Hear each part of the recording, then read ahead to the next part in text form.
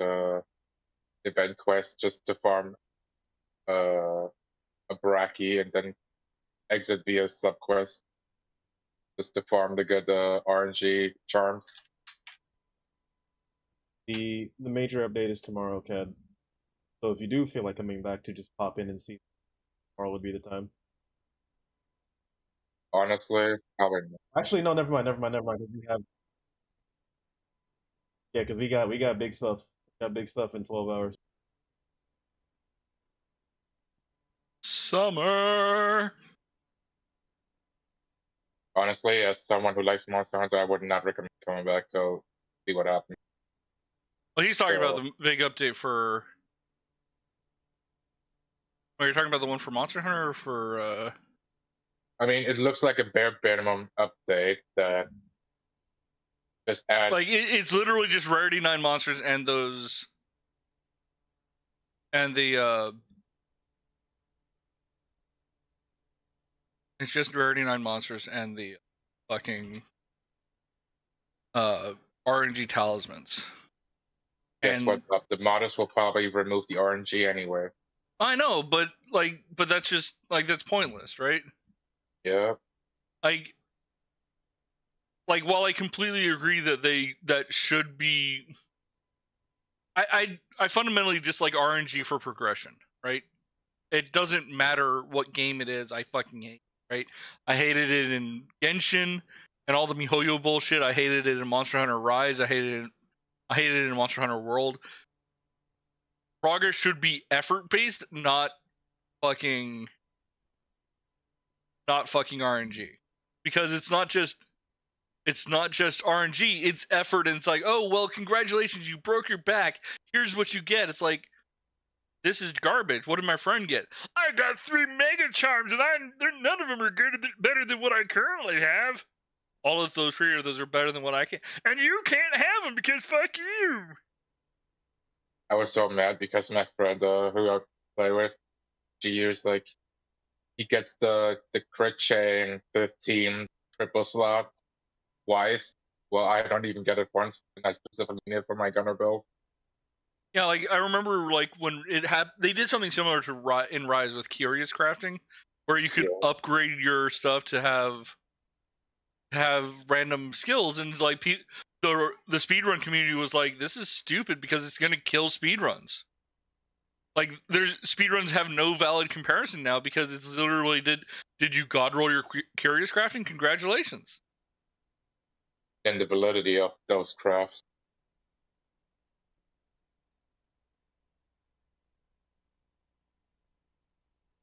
Yeah, they thought you were cheating with the charm, so they needed to see that you actually made it. I don't know, man.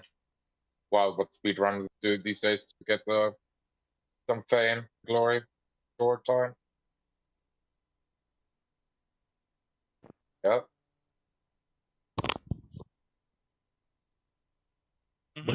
What did all the plastinium get used for? You probably made the order doppler again. Made another carrier or something? Wait, we're out of plastinium?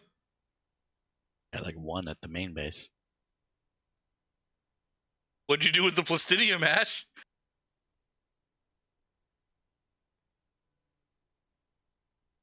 No comment. Oh, he's muted. He's deaf and yeah. Yeah, deaf and muted.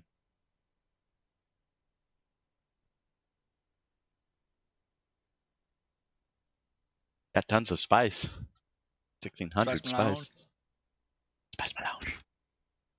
I think they did the change to flower sand because I don't see any in my normal spot, but they didn't do the change to the deep desert with the Stravidium and Titanium nodes on the shield. What? That's alright. We've got 20,000 flower sand at the main base. Not enough. It's never enough.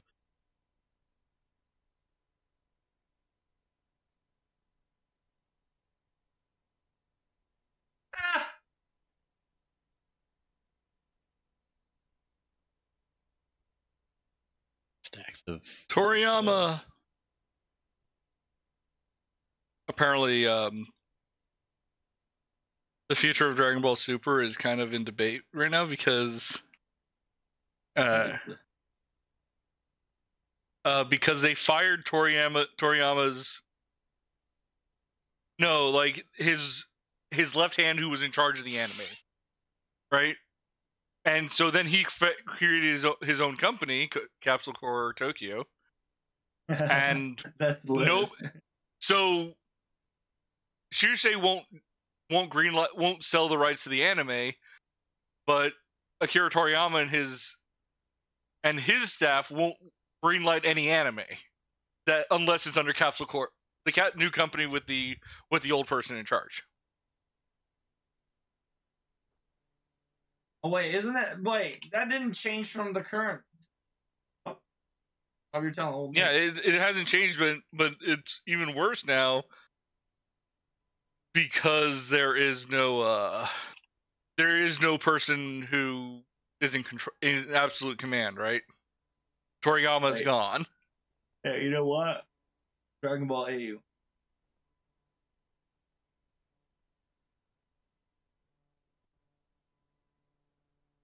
AU, alternative view.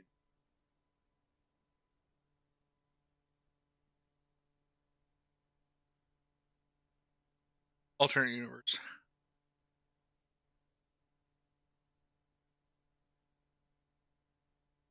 Planet Universe.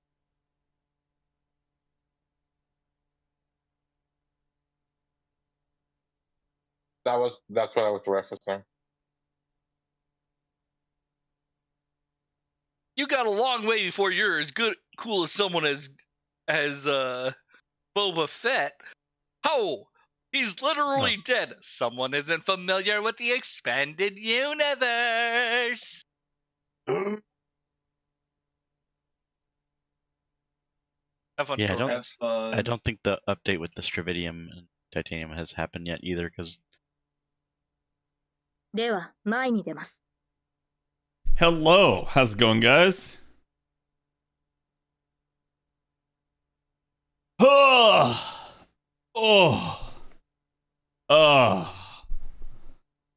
ow, my old bones.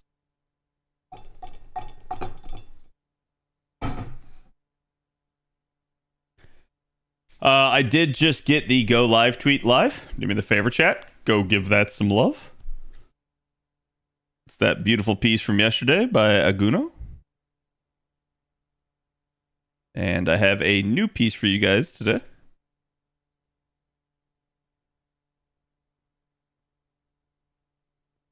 And let's see here. You had mysterious voices haunting your chat. I always do. There are these things called friends. Now, it's up to chat to decide whether or not they're real.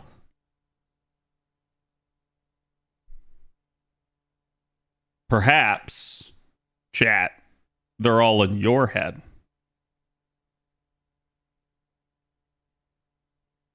Maybe. I am too. Maybe none of us is real. Maybe we're all living in a simulation.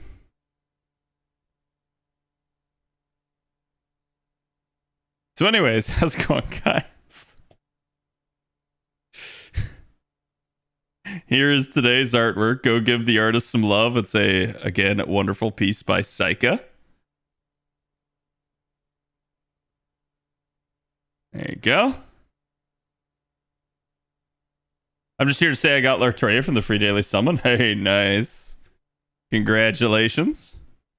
It's actually a really good pull now. Like, I'm certainly somebody that you guys know, like, I love her, but like, while I don't think she was the worst SSR by any means, I also think that she definitely wasn't in a good place and she definitely needed some attention.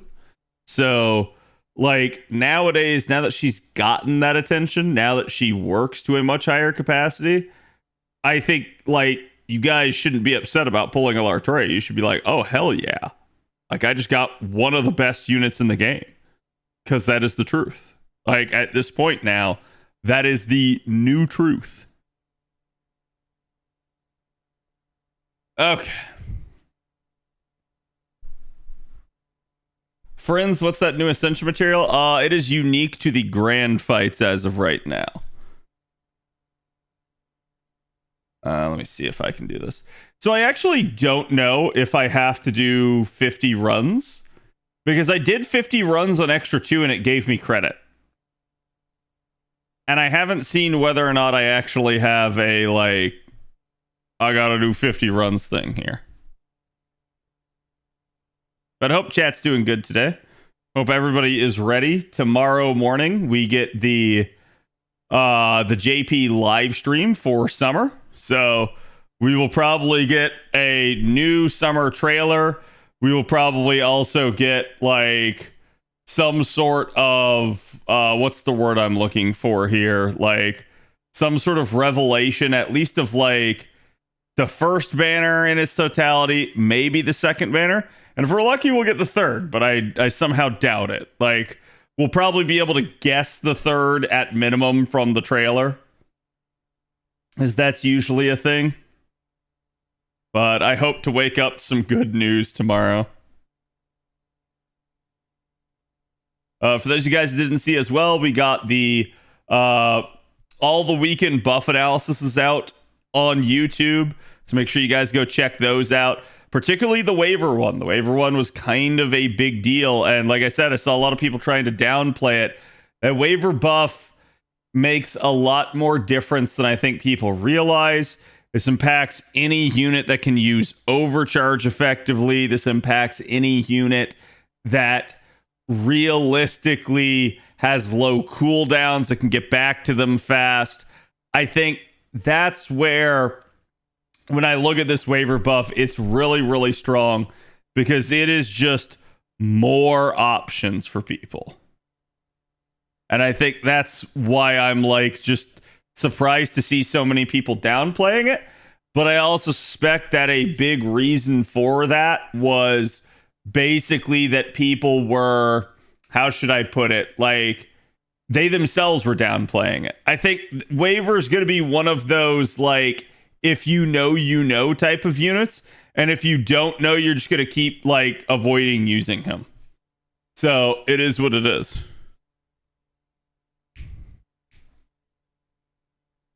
We're going to see him so we can pretty much tell what Banner 3 will be. Yeah. Am I rolling lip tomorrow? Probably not. We'll see. Yeah, like, a lot of that stuff really depends on, like, kit and everything. I don't hate lip by any means, but I want to see those other ascensions because, frankly, the ascension that we can see, I'm not a huge fan of.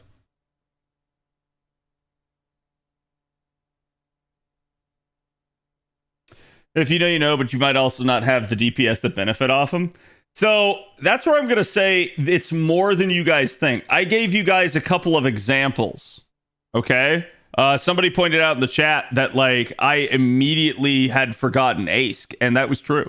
Ask was another unit that, like, dramatically benefits from the waiver buff.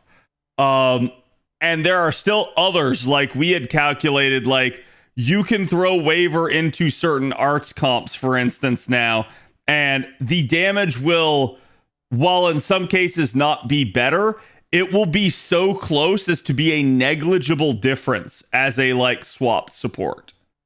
Therefore, you start to realize, wait, hey, what else can I use him in? Okay? We haven't done the math. I'm not telling you I know every single instance of it. I'm telling you I know enough to know there are more. And that you guys should play around with it and experiment with it yourselves. And if you have people that are telling you it's not a big deal, that buff, you need to not listen to those people. They are wrong. And that's all I can say. Like that's the nicest way I can put that. If somebody is downplaying that waiver buff, they can't see the forest for the trees.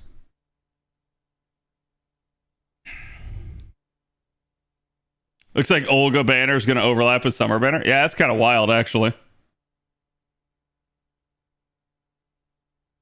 At least it's someone else you can plop down in case you don't want to bond others. Yeah, that's I think like the most like practical and pragmatic stance that you can take on this is that the waiver buff is just now giving you a second, like you now have another option that works very well, right? I tried figuring out Koyan as a DPS with him, but she always ended up 10% charge short. Yeah, the waiver buff is not going to make somebody able to black rail loop. Unless, again, it's like an Artoria or somebody like that actually gets charge on the back end of their NP. So it's like the waiver buff doesn't change that. What the waiver buff changes is options and damage capacity. So that's where you're going to start to see like, ooh, okay, hold on. Maybe this is really, really solid. Maybe this is really, really good. More options is never a bad thing. Yep. Well, Tim, play the waiver buff so you can enjoy a longer vacation. In that regard, he definitely deserves it, right?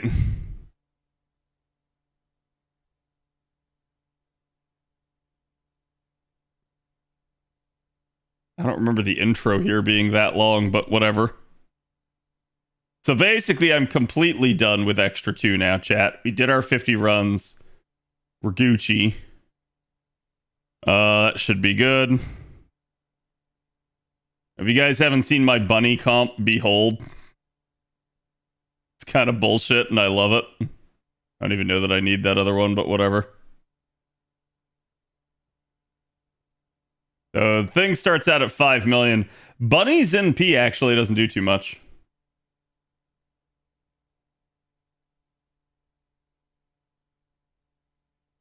And it covers a lot more servants than people expect, yeah. There you go. NP did about 9 grand. Or sorry, 900 grand. And then Bunny's cards just did 4.1 million. So it is what it is. Okay, so I do have to do 50 runs. Let's get that done real fast. I wanna like get this done so I don't have to worry about it with whatchamacallit. With summer coming up here.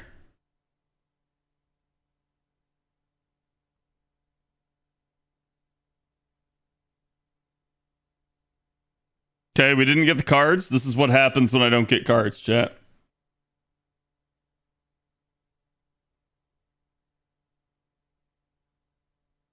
We trade in for Hakunon. We shuffle the cards. We get the cards I need immediately, so therefore I'm good.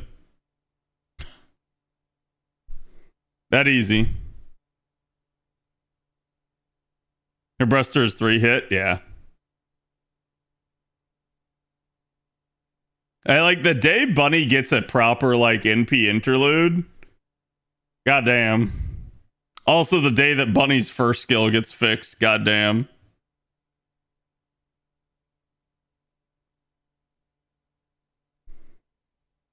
Like Bunny is like an inch away from being like a pretty much like god tier unit. And I feel so sad for her because she really is very purposefully restricted. I think they knew and they didn't like they wanted to make her more of a carding focused unit, but like unfortunately that niche has just been massively eroded here in the past like year or two.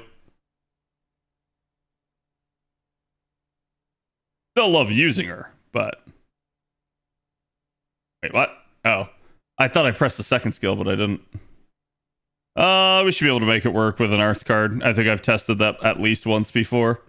And it will still kill.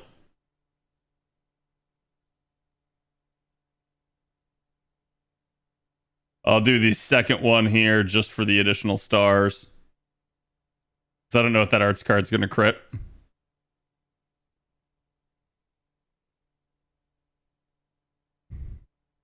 And 5 turns? Yeah, I don't know about the 5 turns burning.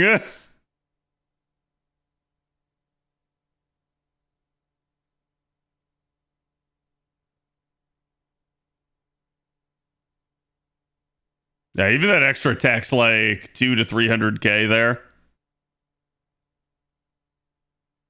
Another feeling with Yang and Shisho. Yeah.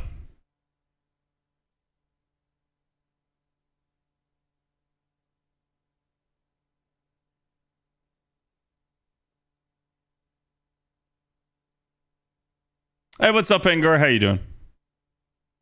Now, chat, overall, because I asked this question of YouTube, but like, who do you think got the best buff this anniversary? Like, who do you think actually like their buff is the best? It is the like most impactful for the unit.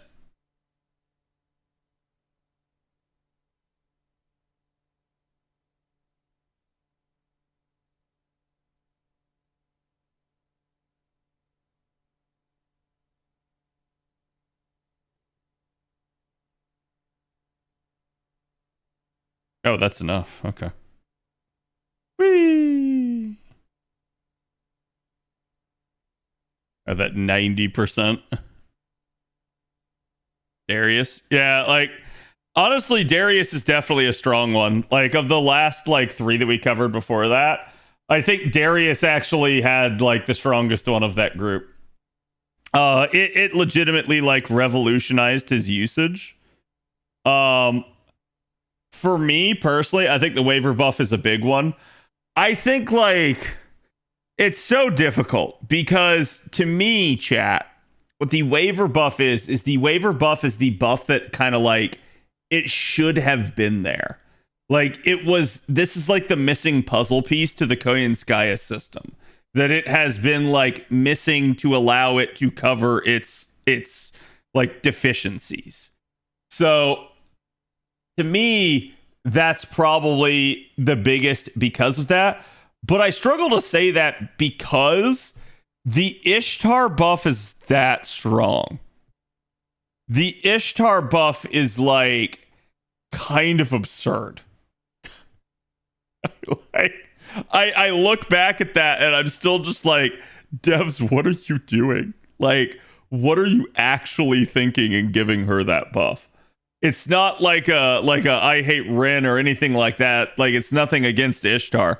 It's purely about like when I look at like the actual change, I have to like wonder why that and why on that skill.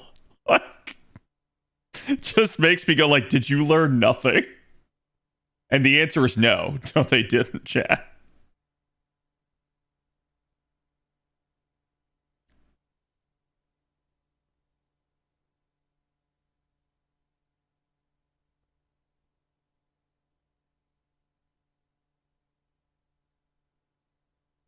Waiver will make him get way more use than anyone else. Ishtar is still for Saber nodes, yeah. I mean, I guess in theory, with being able to card lock and her like buster crits, like you could definitely use Ishtar in like neutral scenarios. I think now, not that you couldn't before, but like I think like that carding actually makes it somewhat viable. Should have given waiver targetable card lock and star bombs. I think like we're at a point where you don't really need to give anybody else in the game ever again a star bomb because it's kind of just such a like redundant and what's the word I'm looking for? Like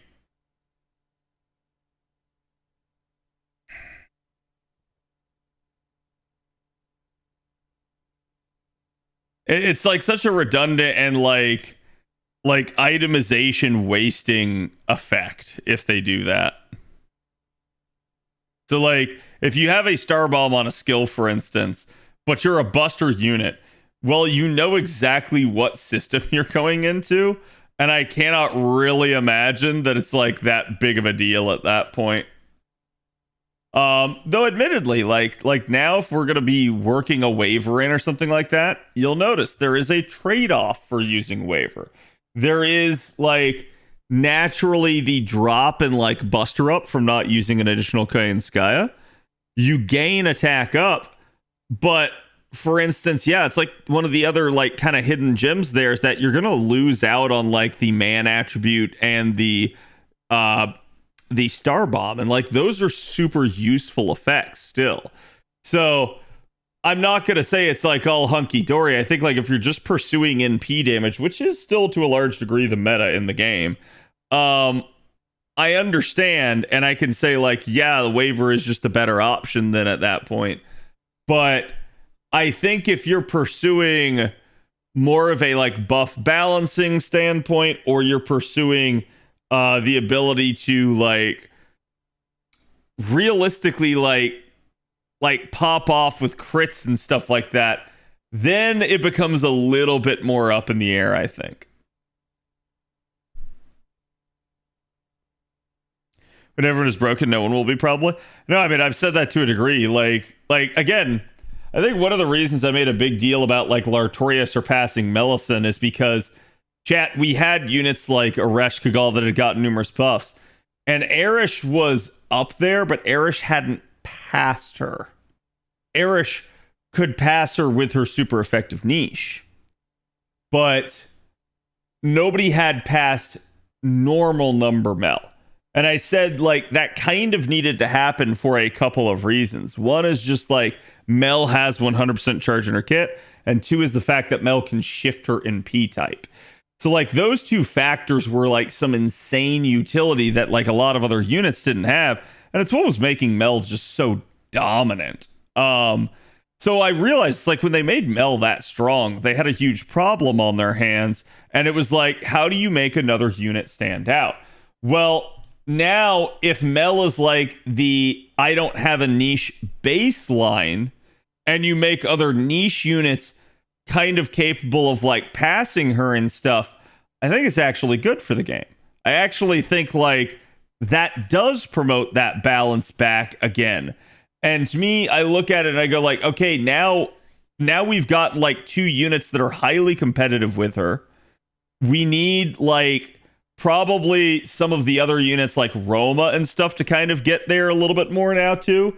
But I mean, you still have units like Vitra and maybe like the Quick Lancers that like they're wholly left behind at this point, and they really do need like that adjustment to help them out. But I think like a little bit, I guess like now with the waiver buff, I waffle back and forth on like being a skeptic and like not believing that the devs can actually like do what they claim, right? And I get to the point where like sometimes I'm really down on them and I just don't think it's possible. Other times I think they're actually like a highly capable group. Well, that'll work.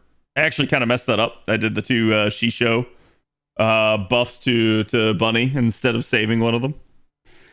But so it's like, yeah, I think there's new options now. I think with this buff, I look at it and I go like, hey, it's almost like a little bit of my faith in the devs is restored because they found that missing puzzle piece. And like I said, I think they looked at waiver. They said, what buff can we give him? And they started talking about options, and they're probably like, all right, this keeps him generalist. Like, what would this do if we gave him this? And I think they saw it. They're like, wait, this actually kind of kills two birds with one stone. This fixes a couple of the other units. This allows some of the other units to pop off. This gives us another option. This makes waiver more usable. It is literally, like I said, it's like the missing puzzle piece in that regard. And it's nice to see it. I am very much like I said, like my faith in them is kind of restored now that they're not completely off their rocker, and some of the stuff has maybe been like a thing. Like I would actually love to hear from them their decision-making process on buffs. We've not really heard it at all over the years, but I would love to hear from them how they decide a buff, and like not only like who gets the buff, but like what buff it's going to be and why and all that stuff. I'd love to hear that process. And like I'm sure they workshop it, I'm sure they run it all around, but like we've seen several buffs over time where like I really question them. It feels like for instance, let's take the Ishtar buff, right? Like you give her a buff that isn't just a buff, it's like a super buff. Like it literally completely revolutionizes her usability. It makes her absurdly strong after the NP. And I look at that and I go like, what are you doing? Like you just broke the balance in that class now a little bit in favor of her. And so I look at something like that, and that maybe makes me doubt them. And then I look at a change like the waiver buff and I go like, wait, no, that's actually appropriate. So I often say this, and I used to say it in the past when I think I believed a little bit more in them, but it was the idea that, like, it does seem like the devs take a long-term approach to a lot of this stuff. And while I'm not going to say that, like, they can't do more frequent buffs and more buffs, I still think that's a legitimate criticism to them. I do think at the same time that they maybe do have the ability to see things that, like, we can't.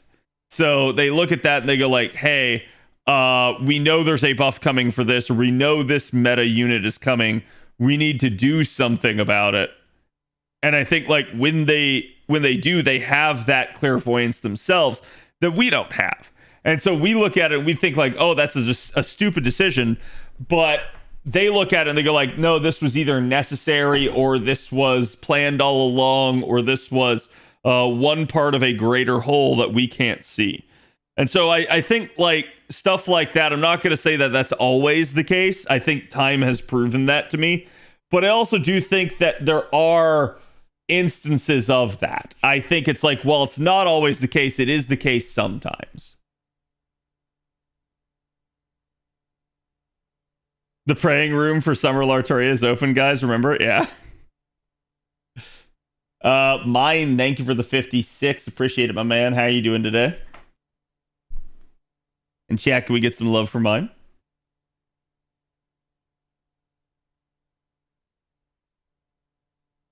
Are you interested in any of the Summer 10 units that are revealed? The welfare is actually, like, the most attractive to me right now.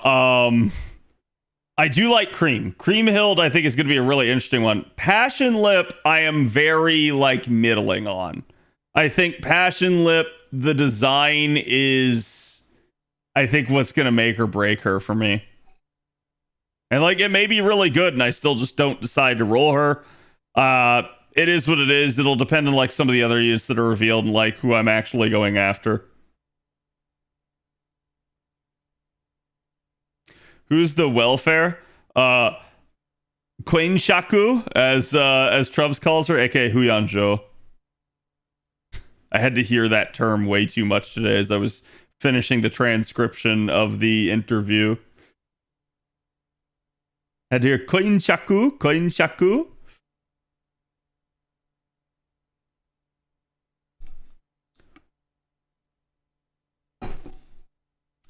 They censored her booba with the bag. Yeah, I think that was part of the deal. And, like, man, chat, if we get robbed of, like, passion lip cleavage just because the devs were afraid of censorship, it just makes me want to, like, burn the whole system down.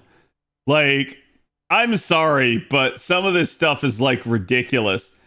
As a teenager, I could have gone to the beach and seen, like, women in bikinis and stuff like that, and it would have been, yeah, it definitely would have been, like, nice, right? Like, I would have been like, oh yeah, like, but at the same time, it's also something where it's like, it's not an adult thing necessarily. And when I look at that, I go like, why do we have to censor this stuff? Like, why is this a problem? I feel like we are basically, like, neutering, like, everybody's growth nowadays, where it's like, there can be no obstacle, there can be no hardship, there can be no overstimulation, there can be no, like, thing that they find pleasing. And I look at that and I go like, that's so stupid. Like, I think that's partly what makes us who we are, is those moments of growth, those moments of struggle, trial, tribulation, and also those moments of, like, I don't know, maybe like indulgence, or like finding out what your type is, right? Like, yeah, it is a padded room thing. It's like you're trying to sit there and you're trying to protect everybody. But I really think that's all it is. It's like, at the end of the day, it's just a mechanism for control. It's not actually a thing. Like, chat. So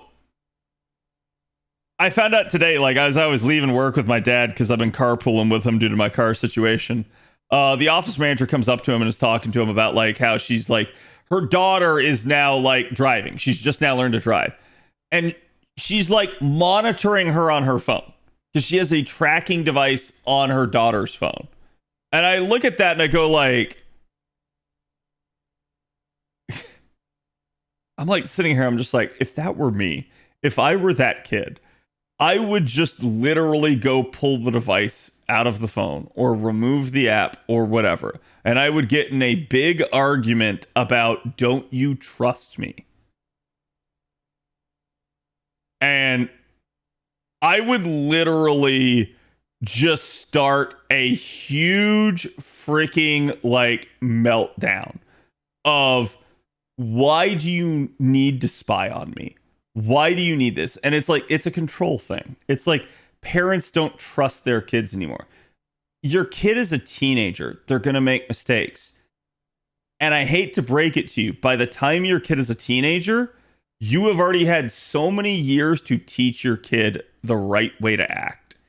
If your kid's going to fuck off as a teenager, you didn't teach them well. You've already failed.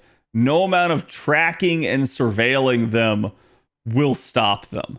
They will continue to make bad and poor decisions. And they're just going to hate you because they are going to think that you are the most overbearing, overprotective asshole parent that wants to control them. Like, learn from failure. They aren't going to learn otherwise. Yep. It's like I heard that and I was just like, God damn, dude. Like, why do people do that to their kids? It's just so oof to me.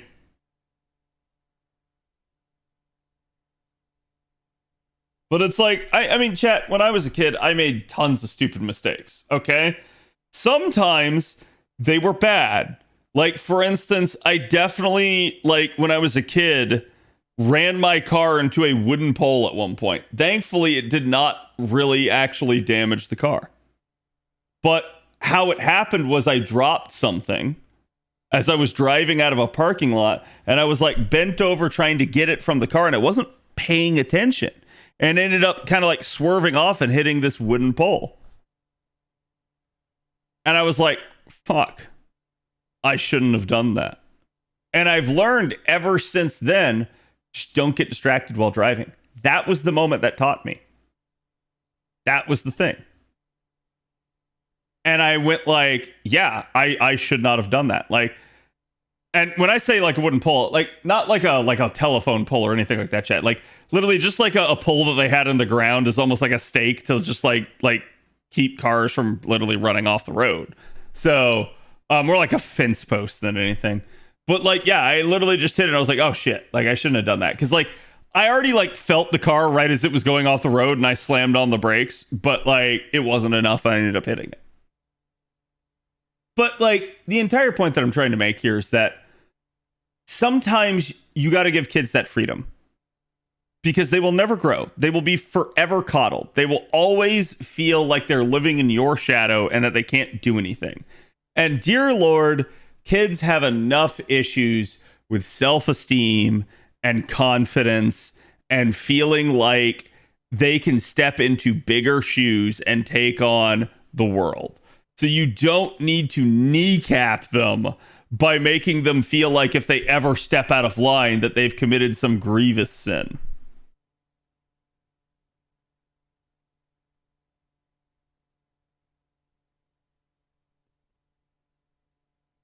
So I never really did anything too wrong to keep that trust. Yeah, it was pretty much the same deal with me. I like... I have plenty of stories from my youth that I could tell of like just stupidity and stuff like that. But like, they're what make me me. Like, they're why, chat, I can talk to you guys with confidence, why I don't drink anymore, why I like literally am still single to this day. It's because I've lived a lot. I have seen a lot. I have done a lot. I have been to a lot of places. And I have had successes and I have had failures. That is what it is.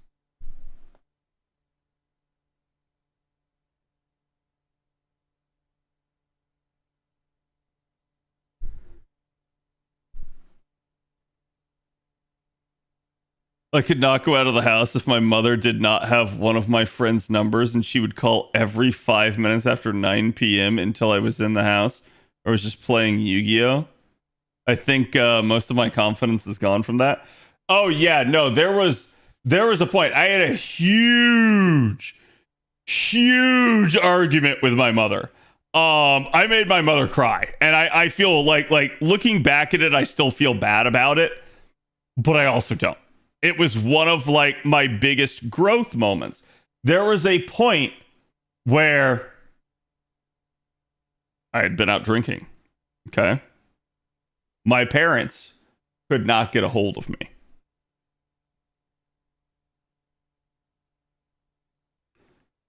My mother, in her infinite wisdom, decided to freak out about this and suddenly assumed that like the worst had happened.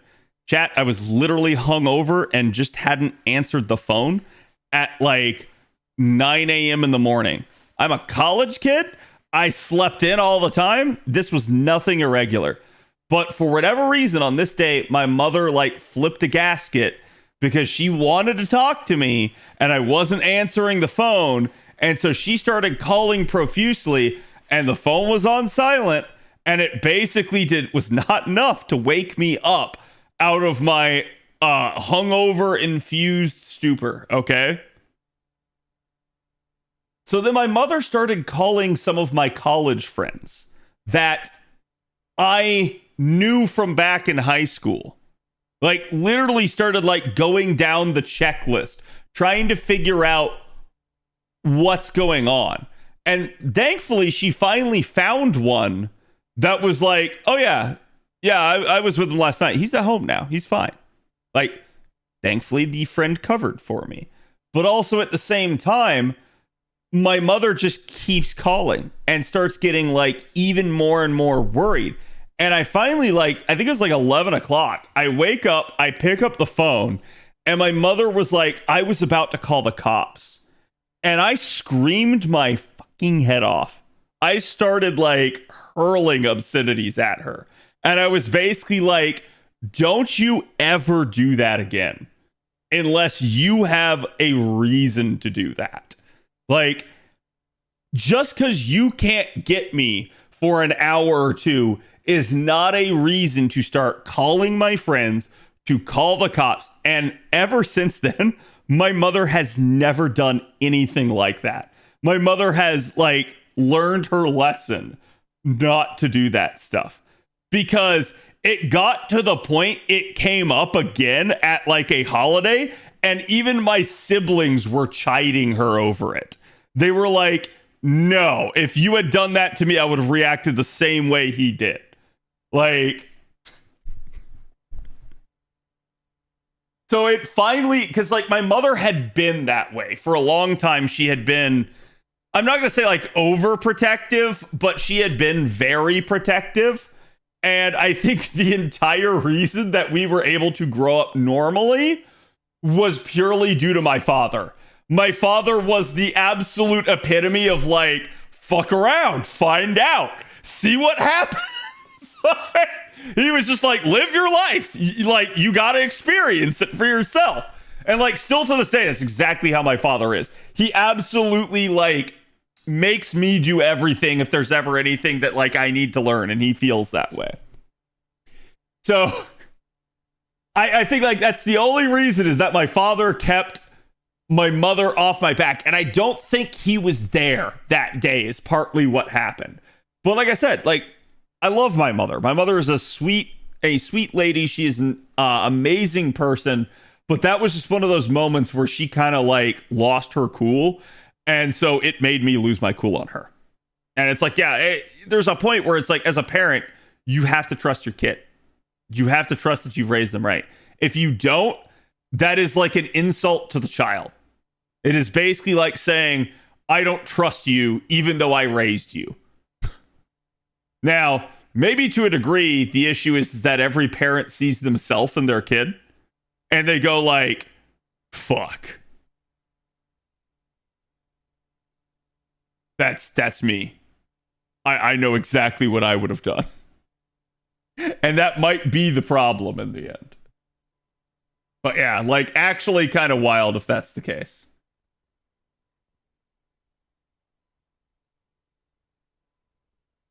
So chat, we've finished both the grands. We are Gucci.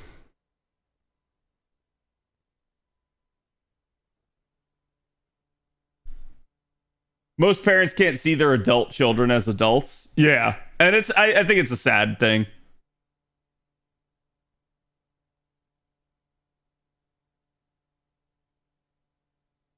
If it was several hours, then I'd be more concerned, but not in that short of a time span. I'm gonna be real with you. And I think like while there could be concern, should you like start freaking out and start calling? Well, chat, what are you gonna do? Like, you can't get a hold of your child. Are you gonna go like drive up there and try to find them? Because if they're there, they're there, and eventually you'll get in contact with them. If they're not, then they're not, and no amount of you searching is going to find them. It's all 50 runs for both. Yeah, all 50 runs for both. To be fair, I had like 40 of them each by the time I was done, so. If something happened to you, constantly calling's not going to help. Yeah, exactly. Like, and that's where, like, that's partly why I flipped my shit, is because I saw the sheer number of missed calls. And I had it, by the way, chat, I had a text from my friend that was like, yo, your mom called me. And I was so embarrassed by that I was like, I cannot believe she did that. So it was one of those things where I went like, nah, and then like, because she immediately was like, I was gonna call the cops, I was like, no, you weren't. Like it pissed me the hell off.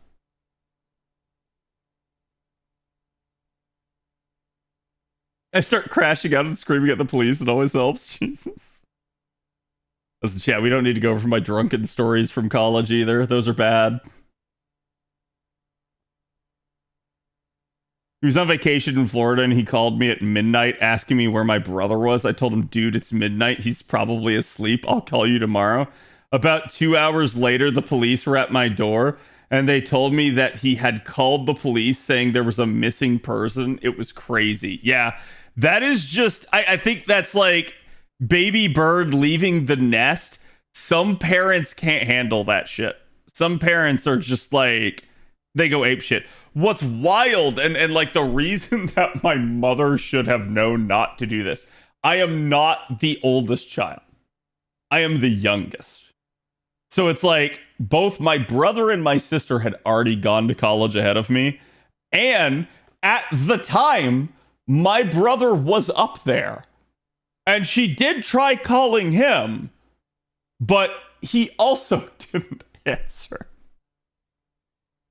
Now, she didn't flip the shit on him, but she flipped the shit on me.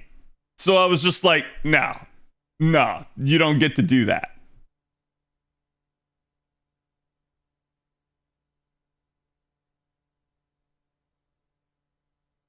My son leaves this year to go live in another country, so I get it. I think, like, yeah, definitely, like, going across the world is maybe a little bit more of a bigger issue, but also at the same time, it's like, one, you got to let the kid live their life, and two, understand that if your kid's in trouble, the very first thing your kid's going to do is they're going to call you.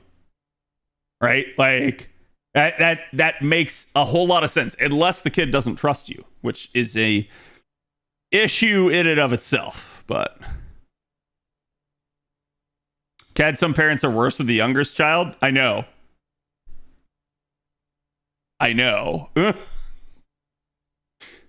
Baby's always going to be the baby. Yeah, to a degree.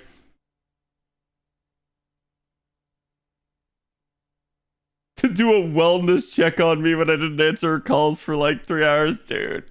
Sounds like you had literally the exact same scenario I did. I think what's interesting is the fact that several of you in chat are like, I had a similar experience. I'm like, God, I cannot believe that's an actual, like it's such a common thing that multiple of us have had that. My yield, thank you for the 44. Appreciate it. It has been a while. How you doing? My mother pulled on my younger sister, you can do anything. But if I miss the house for 5 minutes, she'll assume I've been kidnapped by the cartels.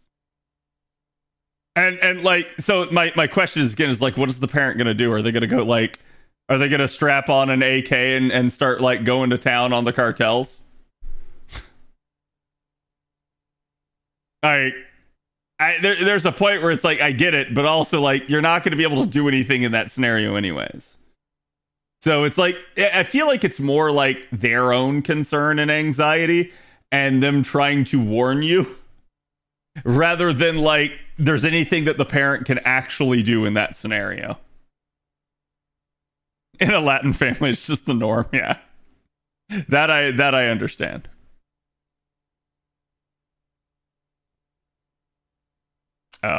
Who cares? Let's not even bother NPing. I only needed the one card. Well, my mom has learned too. Like, I don't answer my phone sometimes. Like, if I am not available, I'm not going to answer my phone. Either leave a message or send me a text if you want me to get back to you. It's that simple. I've had to set like ground rules for her for it's like, hey, look, if I'm not answering you, I love you, but please understand I need my space, and there is probably a reason I'm not answering you. And that reason is not that I'm dead in a ditch. Like,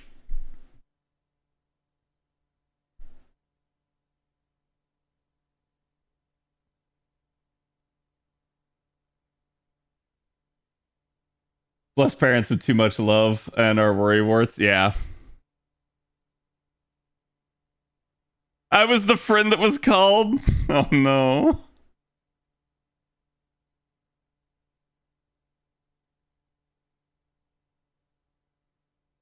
Then I called other friends to check on the poor dude till he called back his mom. Yeah, and see, that's what I feel like it is. It's always just like the mother is like absurdly worrying and like the child is fine. The child just like legitimately was sleeping in or something and didn't call them back. Cat is a small indie streamer, please understand. Yes, I am. How did you know?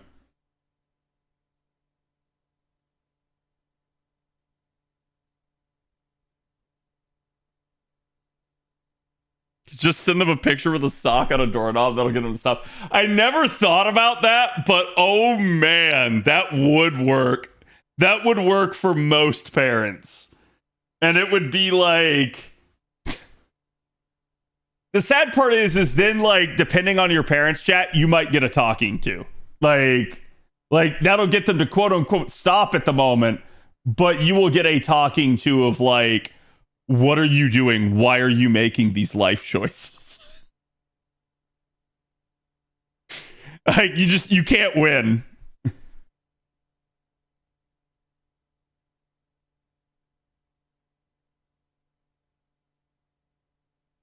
I once had a job where my mom showed up. I told her I'd be late and she still showed up at my job. Yeah, that sounds normal. That sounds normal.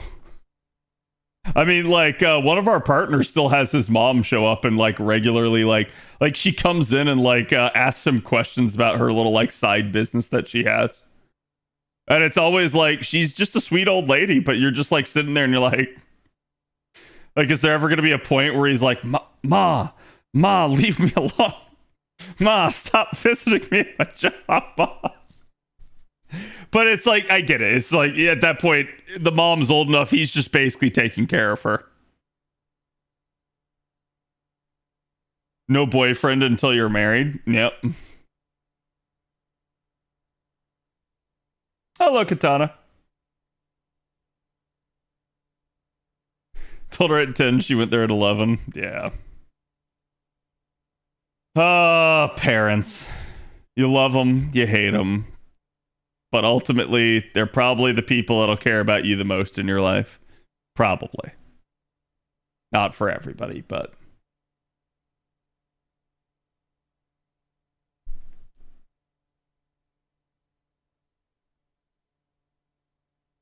My mother thinks I'm incompetent. Oh no.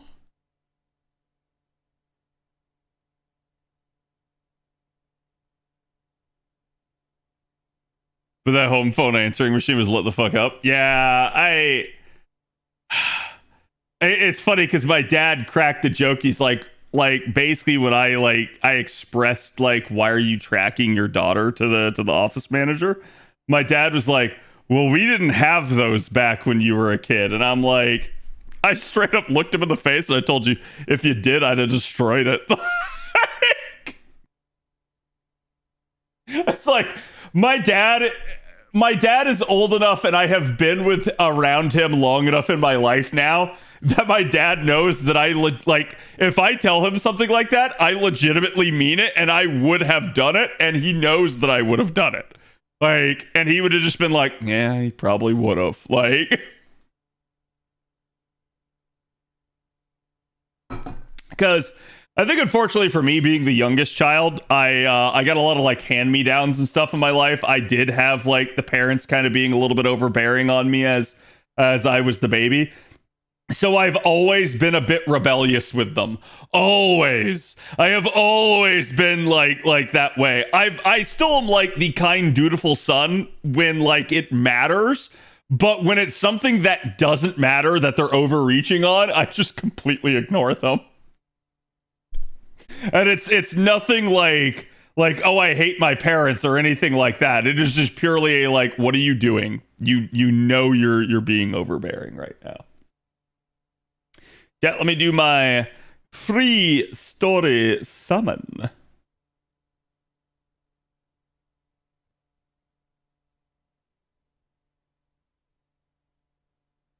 Oh, today is the multi.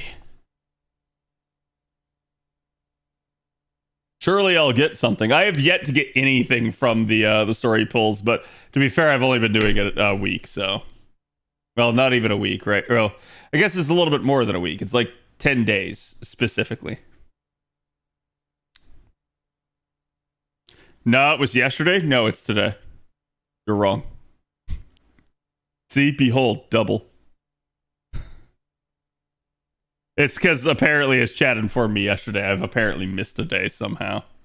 But I have 1,300 courts and 20 tickets going into Annie.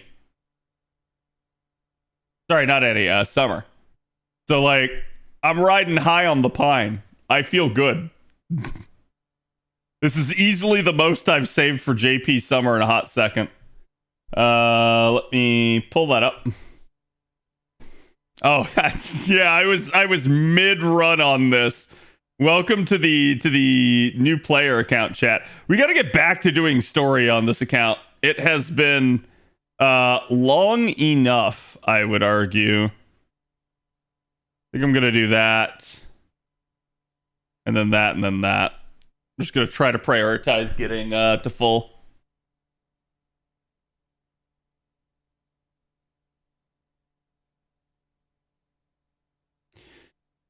I don't know if you missed a day or didn't participate in the yearly story YOLO for Kirei's birthday. I definitely didn't participate in the yearly story YOLO. Don't say that. The gotcha can hear it. The gotcha is a fickle mistress and a whore. So I hope the gotcha hears that as well. Skibbity, thank you for the follow. Welcome. I'm sitting on double pity for Summer. Nice. Good thing Prez came reasonably. I mean, for me, I don't know that she came reasonably, but at least in the end, it averaged out.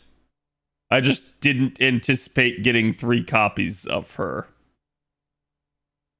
Okay, do I keep sending this? I think I got to, because we're at a point where I'm staring brutal murder down the face here.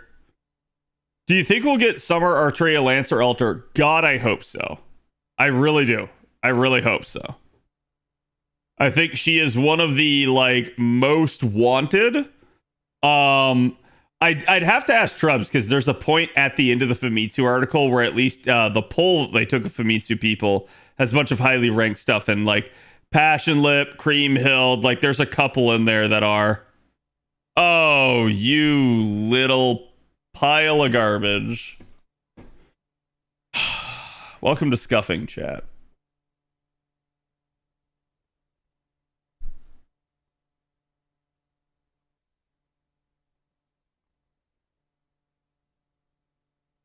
I believe I have a good knowledge of the game. Thank you for that. But there's something I'm still missing. So, do you know how to purchase quartz in Europe? No VPN. I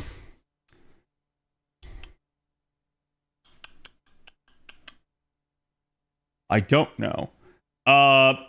Basically, with regards to that, I would assume you'd have to like VPN it and like maybe try to get around it with maybe something like PayPal or something. I don't know. I like Europe's a weird one because they have the anti-gotcha rules, and there's also like been a couple of like oddities with FGOs and its servers, so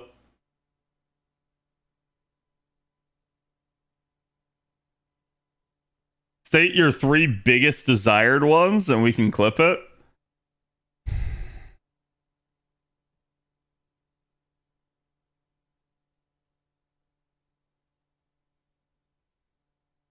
I'll tell you which content creator to ask on that. Probably Mist, because Mist is in Europe. So like he's somebody that he might have to get around it himself, but I don't know. 3 saber faces. Yeah, I mean, like if you ask me in all seriousness, it's gonna end up being Lalter. Lalter's definitely number 1 right now. I'll do chat the favor. I'm not gonna say 3 saber faces. I'll say Lalter. I'll say Drake. And I like this is just what I most desire, not who I think is most gonna get it. Sanzang. I think those are the 3 I really want to see.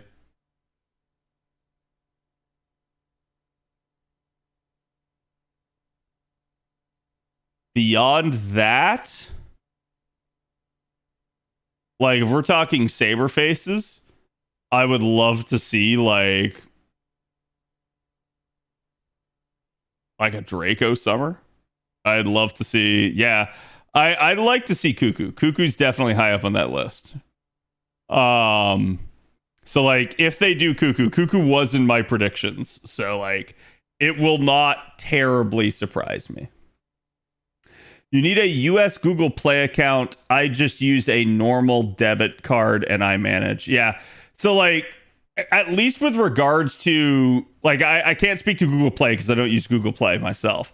But I know with regards to Apple, like iTunes accounts are region locked. So there are ways you can get around it. You can make a US like based iTunes account even if you're in Europe.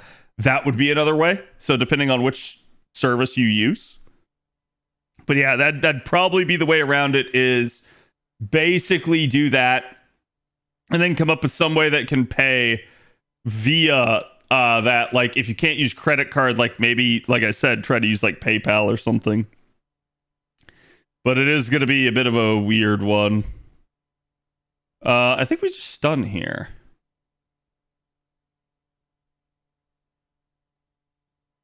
And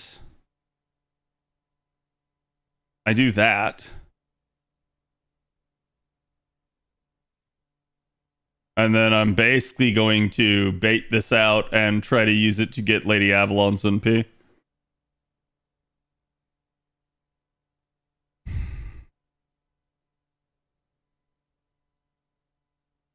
I'm just gonna go with that because I'm not like I'm running out of time to get the actual. Oh god, it's a chain. I don't think I have enough to kill.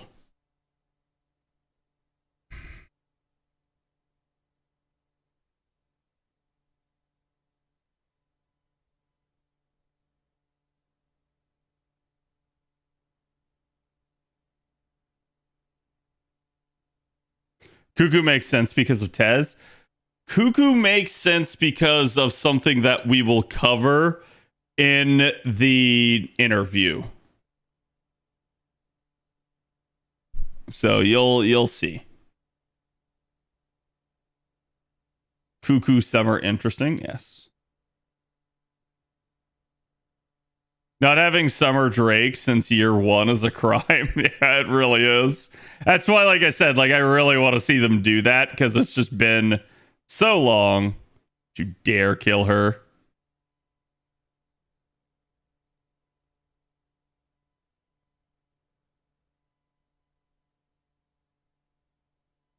Let's do it like that.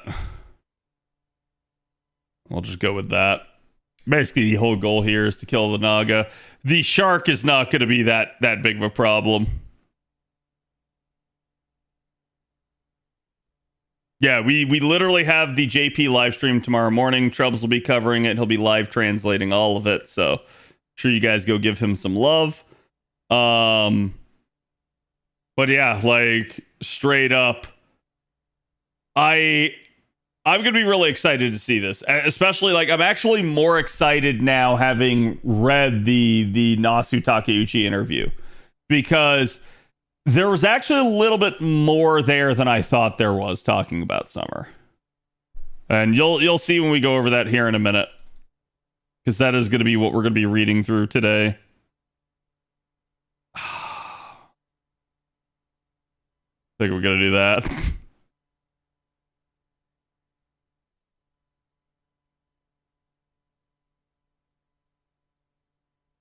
Do it like that.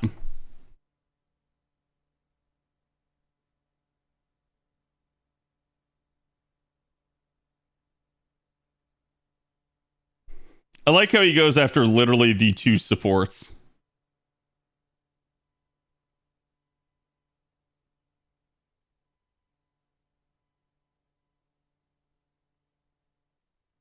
Man.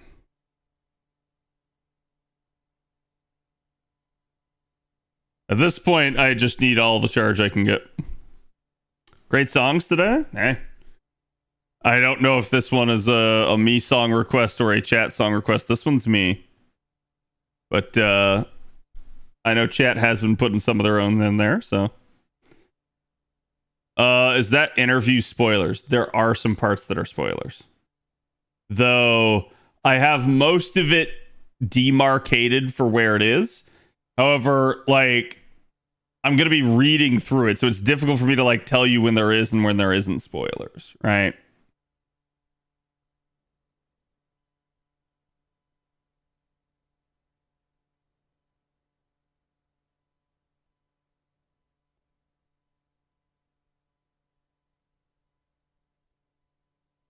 All right, hopefully that's enough to take that stupid thing out. That's the problem with the hunting quest right now, Chad, is if I want to do the maximum rank for the maximum efficiency, I have to basically drop this into an invincible comp. And it works, and I don't die. And it's hilarious because this account has no business killing nodes like this.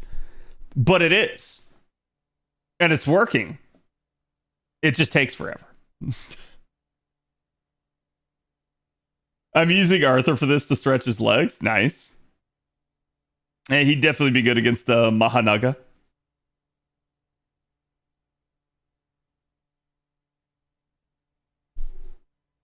Oh, there we go. We got Bond 5 Proto Merlin already. Holy crap. This account is saving for the Castoria raid up in like September. So that will be the next big thing there. Can I ascend him? I can ascend him. My god, Juna loves this node. Oh yeah, I could definitely see that.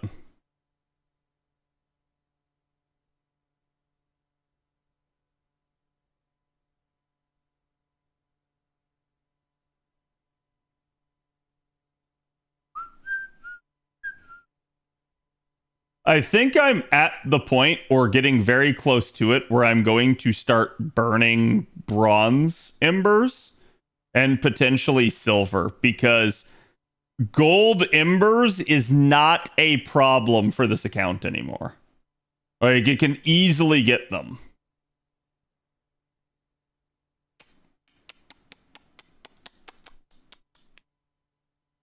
Hold on, chat. I need to combine some of this. Before I do that, let's go check to see if I have a FP spin. I do.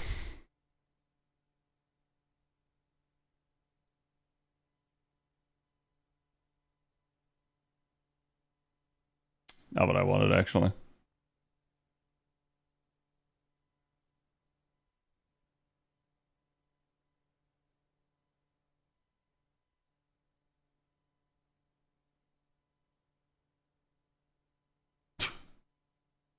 always scares the crap out of me if I see an incompleted welfare. Especially after the event ends.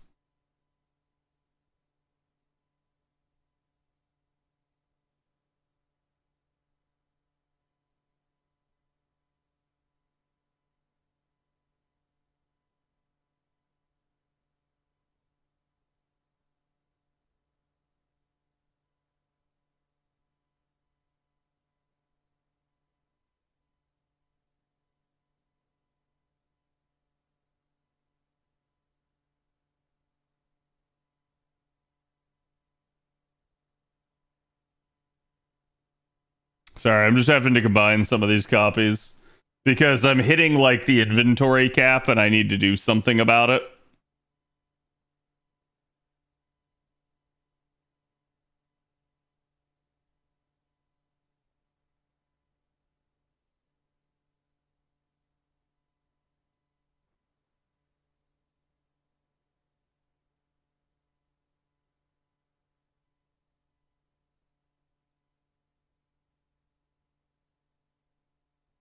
Chad, I don't think you can run from yourself.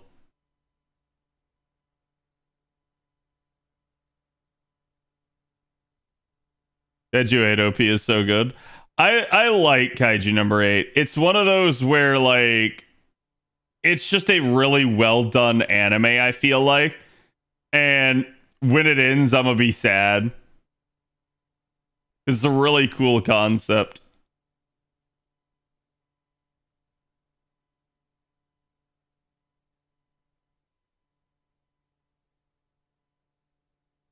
Did we need an auto combine?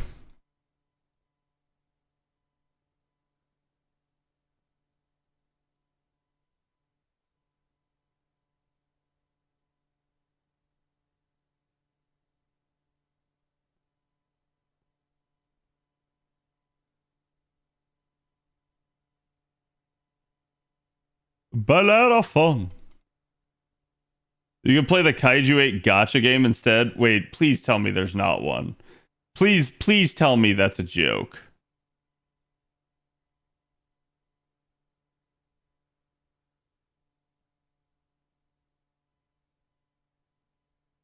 Solid manga ending too. I mean, I hope there's like a spin-off or something then. Though I could also see like an ending to this where like they just deal with all the kaiju.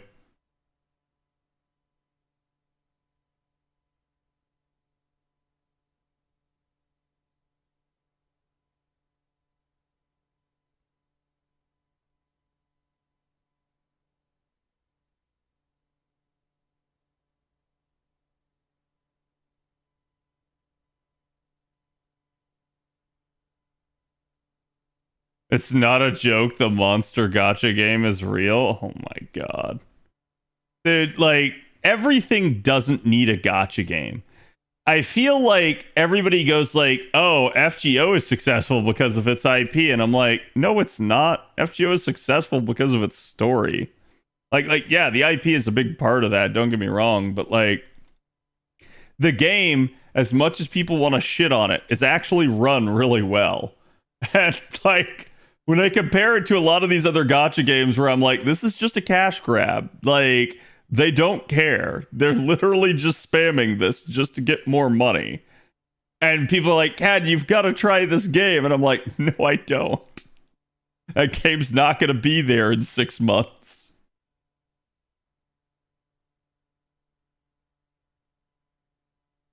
If you got off the ground, but the story made it stick. Exactly.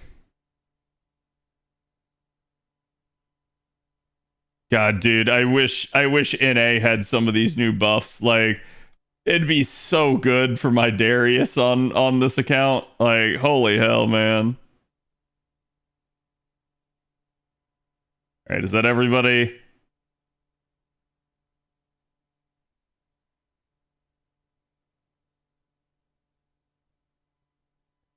Nope. This is the most tedious thing I think on this account.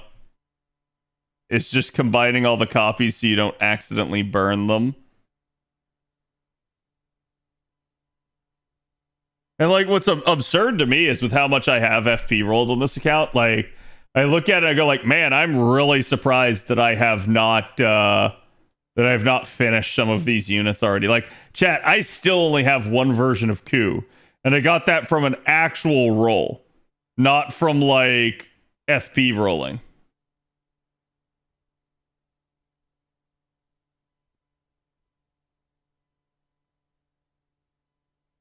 Minos, thank you for the 78. How you doing, bud? What you been up to?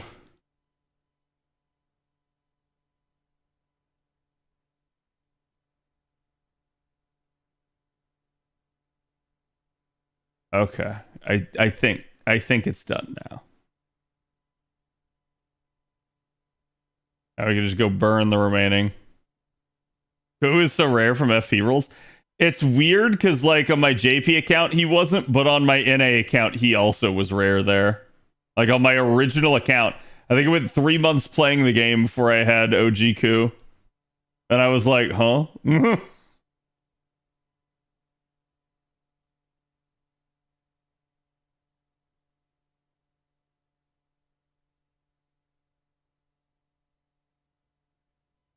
Okay. Got to do at least one more run here, chat. I don't know how many I need in total, but let me see. Of course, the daily reset. I don't know.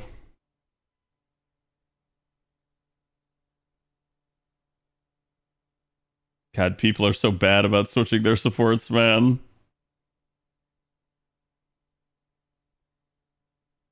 One of the reasons why I like screamed at people on the Discord was just like, hey, yo, you guys gotta like update it, because I knew it's like everyone was forgetting that it used event supports. What's funny here is the first two waves actually go pretty well.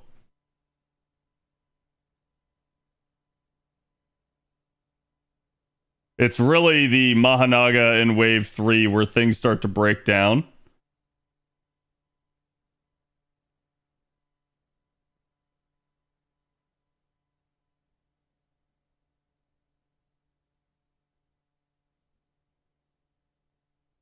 Hidden Saber was one without Brock is bad FP luck. Yeah. Dude, some of those old events, man. The way they were designed where you had like a bonus unit and also it was like bonus to drops, and it's like, oh man, I don't even have the unit. I feel bad for people. Like, I'm glad that they have kind of stopped doing that, because while they were interesting design-wise for events, it felt like it just punished players that didn't actually like roll for stuff. Gonna do that.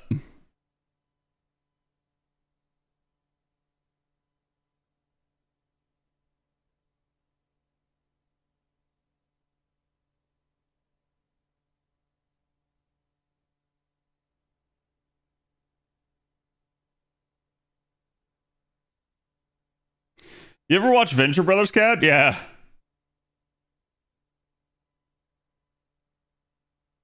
And it's crazy how good it is. Yeah, like I can't say I've ever like sat down and watched the Venture Brothers, because it was like on Adult Swim and I never felt like it was ever aired in order. Like, oh shit, I should not have done that. But like basically I felt like I could not like keep up with the show, but I always felt like the show was pretty decent. Watch the Naga races buffs. So far, this one hasn't really done that to me, but yes, I'm well aware that that's a thing. Straw Hat Ogres, thank you for the follow. Welcome. And I don't know if I saw it earlier, but Green Orb, thank you for the follow as well. Yeah, that's... Chad, if you ever hear me say Mecha Shiva, that is literally where it comes from, is Venture Brothers. Like, beyond a shadow of a doubt, that is where it comes from. Yeah, let's do that.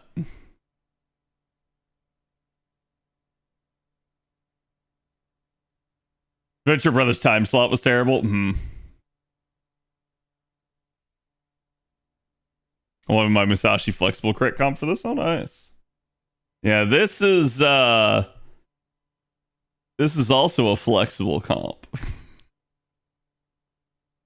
As you can see, chat, I flexibly throw myself to the wolves here.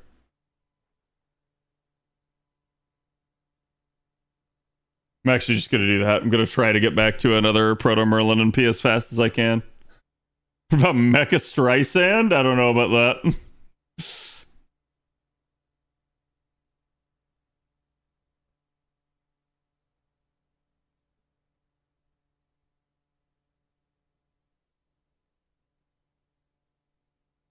Be lazy or not caring, putting the CE on their support.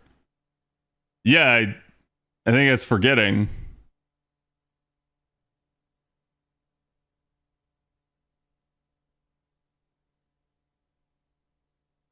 Oh. Okay, calm down there, Mahanaga.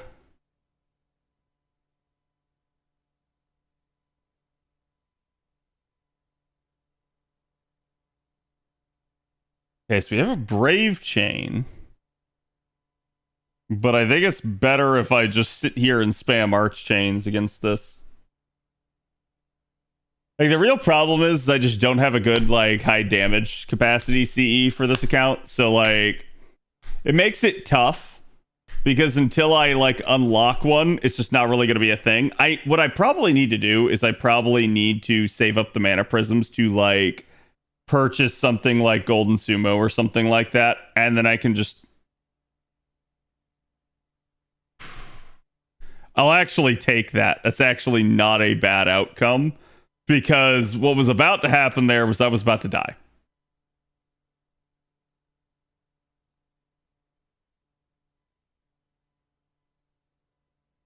So literally going to do that just to protect her.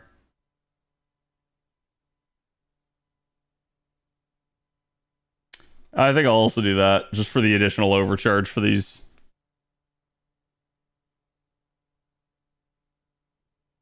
We'll do that. So you guys watching Dress Up Darling in the Discord? How you liking the season? It's pretty good. I like it. I'm not sure about the whole like cross-dressing thing that they're currently doing, but I kind of get it at the same time too. But I think one of the things I do like is that they actually do seem to be advancing the like two characters' growth. Or I don't want to spoil it, right? Like, but I've noticed that is happening. So.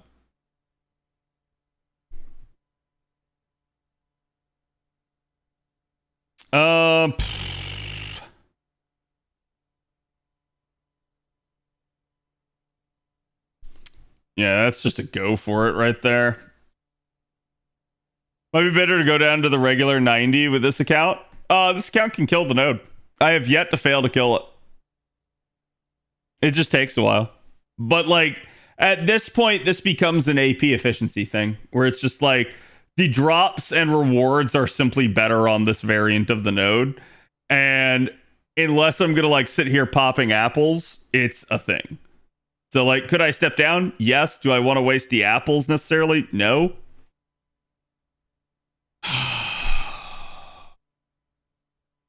The fact that the shark killed me is such fucking insult.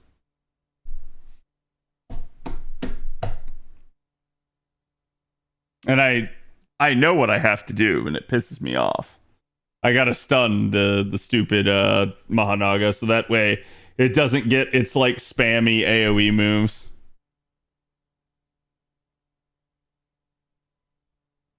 Cad sleeping with the sharks, pretty much. I've just been farming using Arteria Buster farming. Oh, I have been too on my main account. This is my new player account. This account has no business in this node. But it's still doing it, and that's what I find hilarious about it. They did an episode dedicated to Barbarella. No one else would do that. Yeah. All right, Mahanaga. Mapajahit. Majapahit.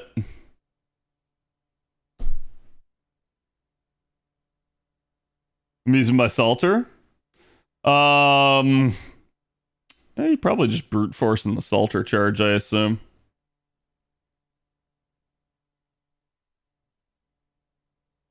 Salter's my shell farmer, yeah. I'm doing a Sumanai Buster Loop. Yeah, it could definitely work.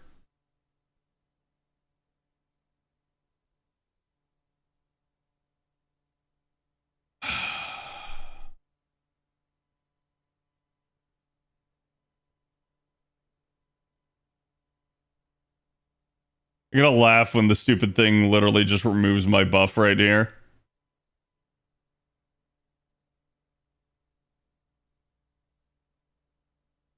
Oh, nice. Are we actually gonna get the kill? Yes. We only have to deal with the shark.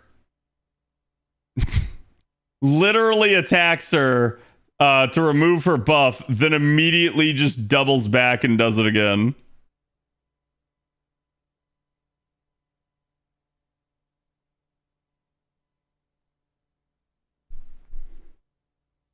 Okay. Cad, who is your choice for the SR ticket? Sorry, I didn't hear your answer. For the SR ticket, you're talking about the one that's coming up here on NA? Like for the 3,000 days?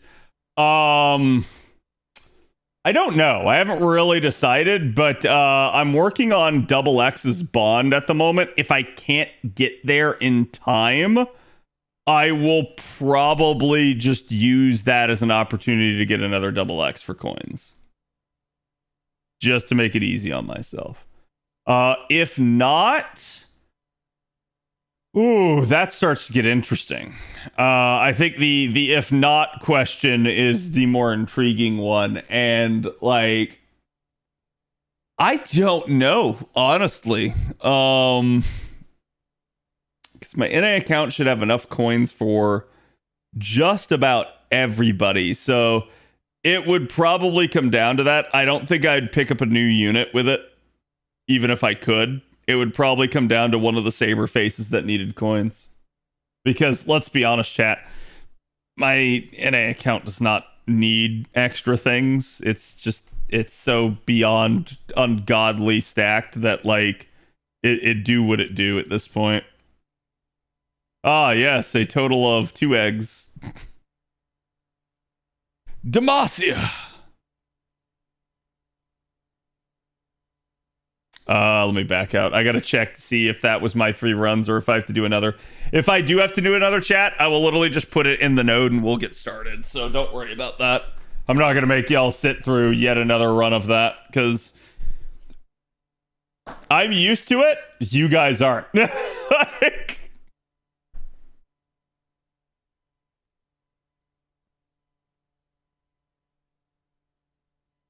okay, I did do all 3.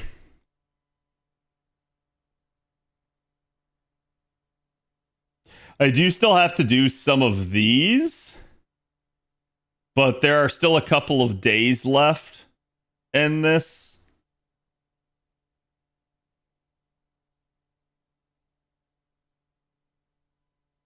Yeah, I don't know about the ordeal call ones, but third, second, and first singularity I can all do.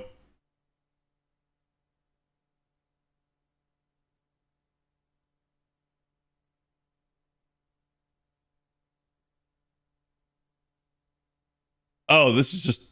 Oh, okay. I just have to progress. So yeah, I can do all of that. That's not a problem. White rabbit, good call. Well, we are using the white rabbit. I'll send it into another node because I'm still gonna want another egg if I can manage it.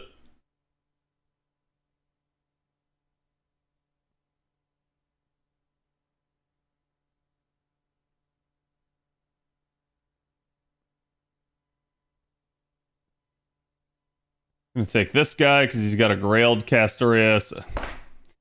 Never mind, it's a 92. This guy can go fuck himself. I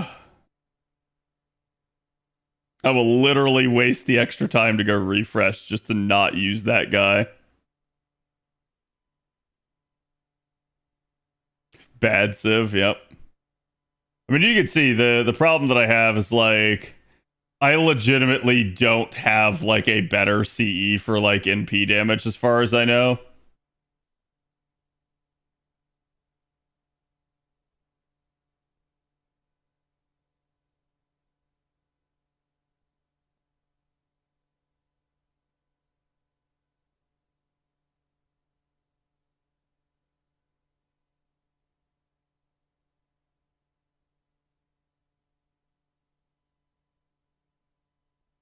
That one there's one.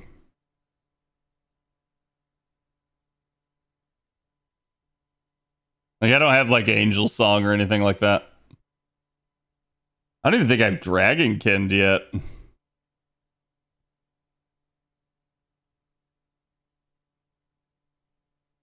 Oh, I do. Okay. I actually have 3 of these. So when I get 2 more, I can MLB that, and then I'll have a 25% NP damage up.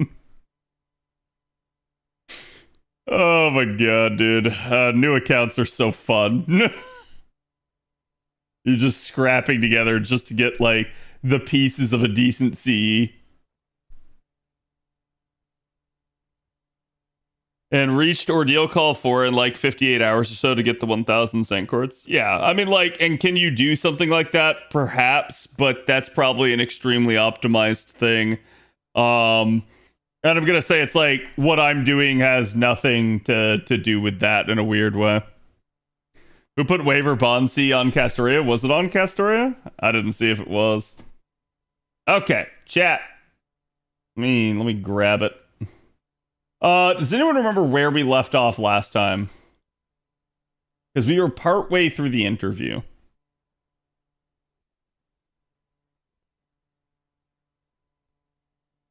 How far do I plan to take the new account? I don't really know. It's an interesting thing. Ah.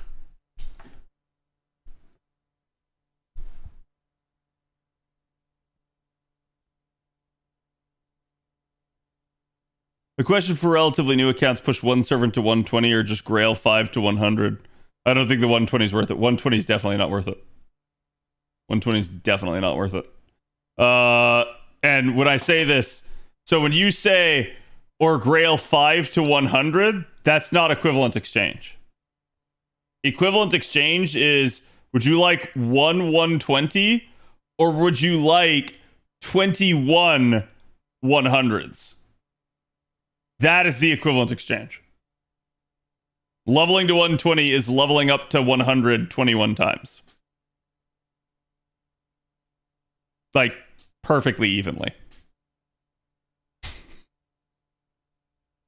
So, which is worth? Yeah, this. Like,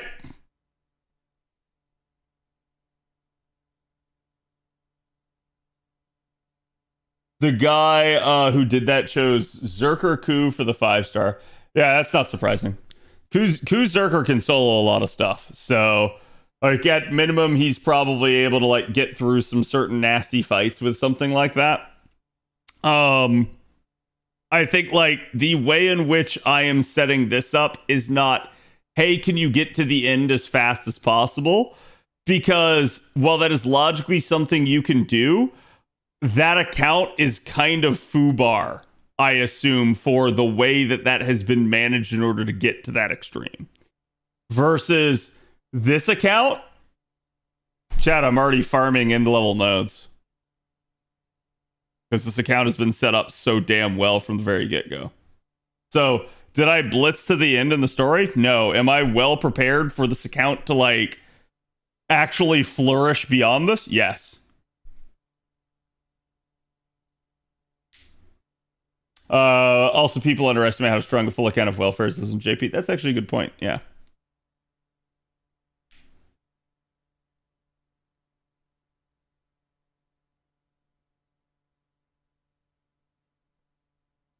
Should level all your servants before you start grailing. I'd say you should level at least like a couple of units for each class before you start considering grail. You don't necessarily have to level everybody, but there is definitely a point of like, hey, the amount of resources you're using on this is not necessarily good. Right? If that makes any sense. Okay, chat. just to begin with here, spoiler warning. There will be Ordeal Call 3 and Ordeal Call 4 spoilers here. I do, as you guys can see down here at the very bottom of the screen, have a section that is denoted with that. If you are watching and you hear me going over something like that and you want to mute, but like keep the stream playing, feel free to. You should be able to tell when I'm beyond one of these sections because it will no longer appear on the screen. There is, however, one section of Ordeal Call 4 spoilers that is exceedingly long. And at that point, I can't vouch for it. I'd have to go down and look at it. But I think there is a point where it no longer says spoiler anywhere on the screen because of how long it is. The other thing I'm going to tell you, with regard to the Ordeal Call 4 spoilers, there are what I would consider major spoilers mentioned. I've done my best to blunt this, but you can't unhear it. Okay? That's all I'm gonna say. So, like, I leave the choice up to you guys when I get to those segments. Basically, this thing, I think where we left off was right after Passion Lip got mentioned. Correct me if I'm wrong, chat. I think it's like that's where we were. I believe from there it goes into additional Ordeal Call 3 spoilers. Then it goes Ordeal Call 4 spoilers. Then I think it's another normal segment. Then it's a huge Ordeal Call 4 segment. And then it's no spoiler from there on until the end. So, you've all been warned. Let me go find the Passion Lip segment.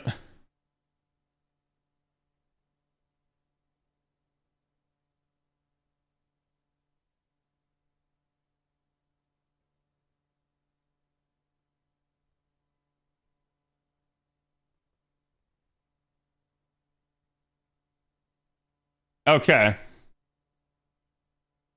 Chat, did we talk about this?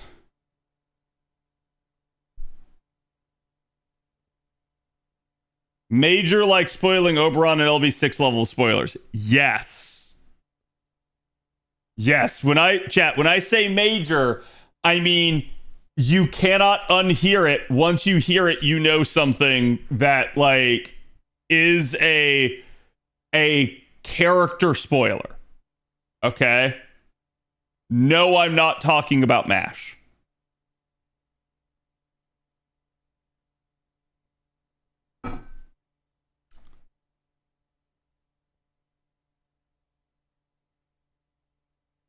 I think we ended here.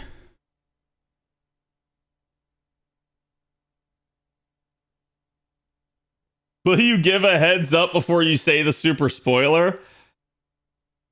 No.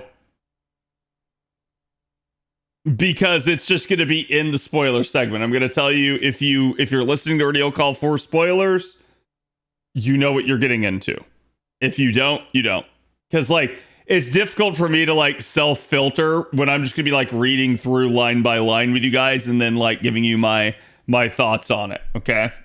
So I'm just going to tell you guys it is what it is.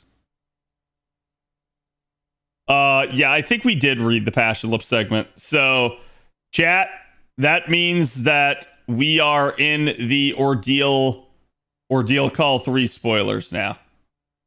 Okay? We've covered the squared off bit at least. Okay. All right, so we will continue on where we left off. Again, Ordeal Call 3 spoilers imminent. You've all been warned. It is what it is, but we're going to go ahead and start now. Do yourself a favor if you don't want to hear, mute for now, but here we go. All right.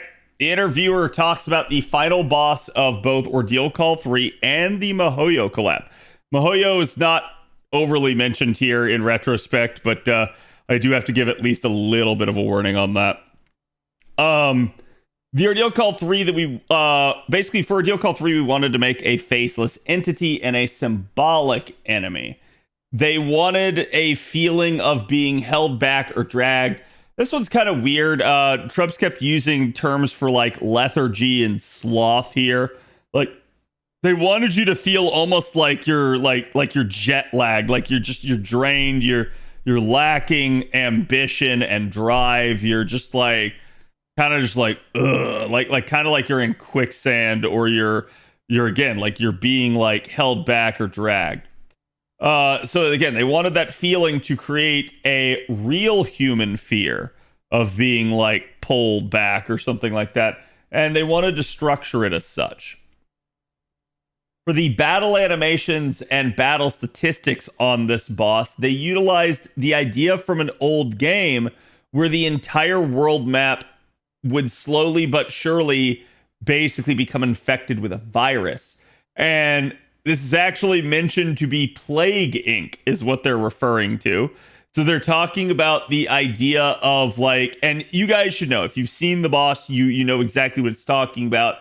That like there are these tendrils that kind of come out and like they're going at you, but they're also going like around the globe. Okay? So it is an interesting thing in that regard.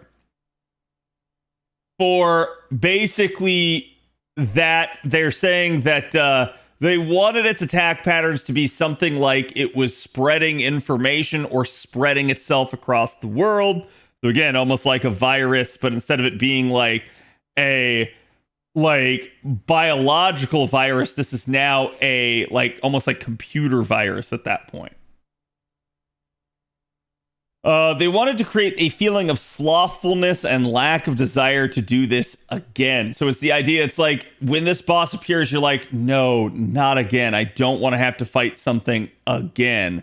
I don't want the whole world to be on the line again. Condensing it down, though, was the difficult part. And Takeuchi adds the design was by the same person who, ironically enough, created Chernunos. And it was Studio BB's Takeuchi Yoshitsuki-san was who was in charge of it. And essentially, they asked for it to be irregularly simple, and an image came to mind, and that formed the entity. And they wanted its movements to have a pictogram style of like simplicity. And again, if you've seen the boss, you know exactly what they're talking about. It is a very like generic symbol. It's almost like the symbol that you would find on like a restroom door, basically, as like an indicator for like male or female or like whatever, right? So from there, they said they also wanted to make sure they stuff it with as much as possible into that simplistic design. So simple, but still detailed, not something that's like basically boring in effect, right? Every time it attacked, they used what Nasu suggested and sent them. And Trubbs clarified this. What he's talking about is that, like, basically for the attack animations, the attack patterns, they had various things that Nasu had sent them, and they just went with what Nasu sent as the suggestion. But when the time came in, the idea of putting a moon cancer into the center of the screen came in as well. So again, this is Ordeal Call 3, and this was an interesting idea. Nasu adds that it was so large and huge, they wanted to pull the camera out as much as they could, which again, if you've seen the fight, your character is like a microscopic speck on the actual screen when it zooms all the way out to show you the full boss. Like, you are nothing. You are just tiny in comparison to this. During the creation of the Shiny Star for Mihoyo's event, they did their best to make the situation as flashy and fancy as possible. They wanted it to feel like it was just like really, really gaudy, basically. And when it came to the moon cancer here, though, it was the polar opposite effect. It was, hey, now this is extremely simplistic in its design. Basically, simple but impressionable was the terminology that they used. So in other words, it would leave an impression with you, even though it was so simplistic. So for both bosses, they wanted to create situations that they had never like done before. So it's almost, again, like I said, two extremes. The interviewer actually has a really intriguing point at this point, and that's that he mentions that the Moon Cancer boss looked like Fate Stay Night's Sakura Root's shadow, like the shadow entity that has like the long tendrils and stuff. And I thought, like, as somebody that has just recently done this fight again on JP, I sat there to myself thinking, like, wow, yeah, it's actually a really astute observation. There is a lot of similarity there. Nasu said that that is actually a coincidence, that basically it's understandable that the person could come to this conclusion for the fact that it showcases an unknown life form, and that when that's something they're going to depict, that it's going to be simple and yet at the same time understanding to the keen eye. So it's like, it's unknown, it's foreign, but it is also simple and like kind of terrifying as well at the same time.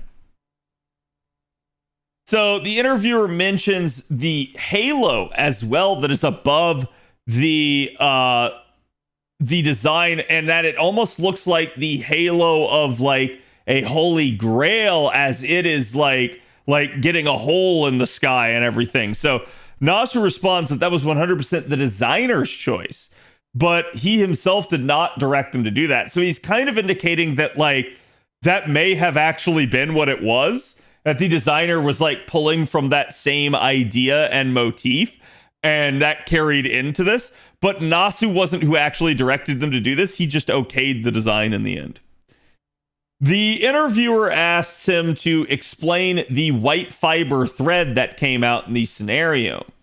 And Nasu said that the white fiber thread indicated the human stagnation, and they didn't want to make it dirty. So in other words, like at one point, I believe the protagonist gets enveloped in this white fiber thread, and that is meant to represent, again, like the lack of human progress, the actual stagnation that they have, but that they didn't want to make it dirty. And he kind of describes why. He says it's the slothfulness that they described earlier, but also says that the feeling of wanting to stay here forever, or wanting to charge ever forward, like just kind of like doing the same thing all the time. You're not progressing, but that's not necessarily a feeling that is inherently bad or evil.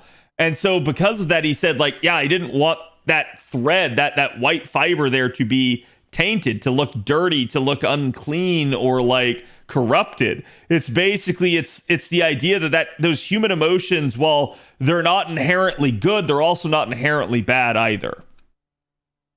The interviewer asks, why was the protagonist's text at this point in red? And Nasu says that in the like white fiber world there, the protagonist was actually evil there, because I think it basically boils down to the protagonist wanted to change things, and that kind of made it evil to the world.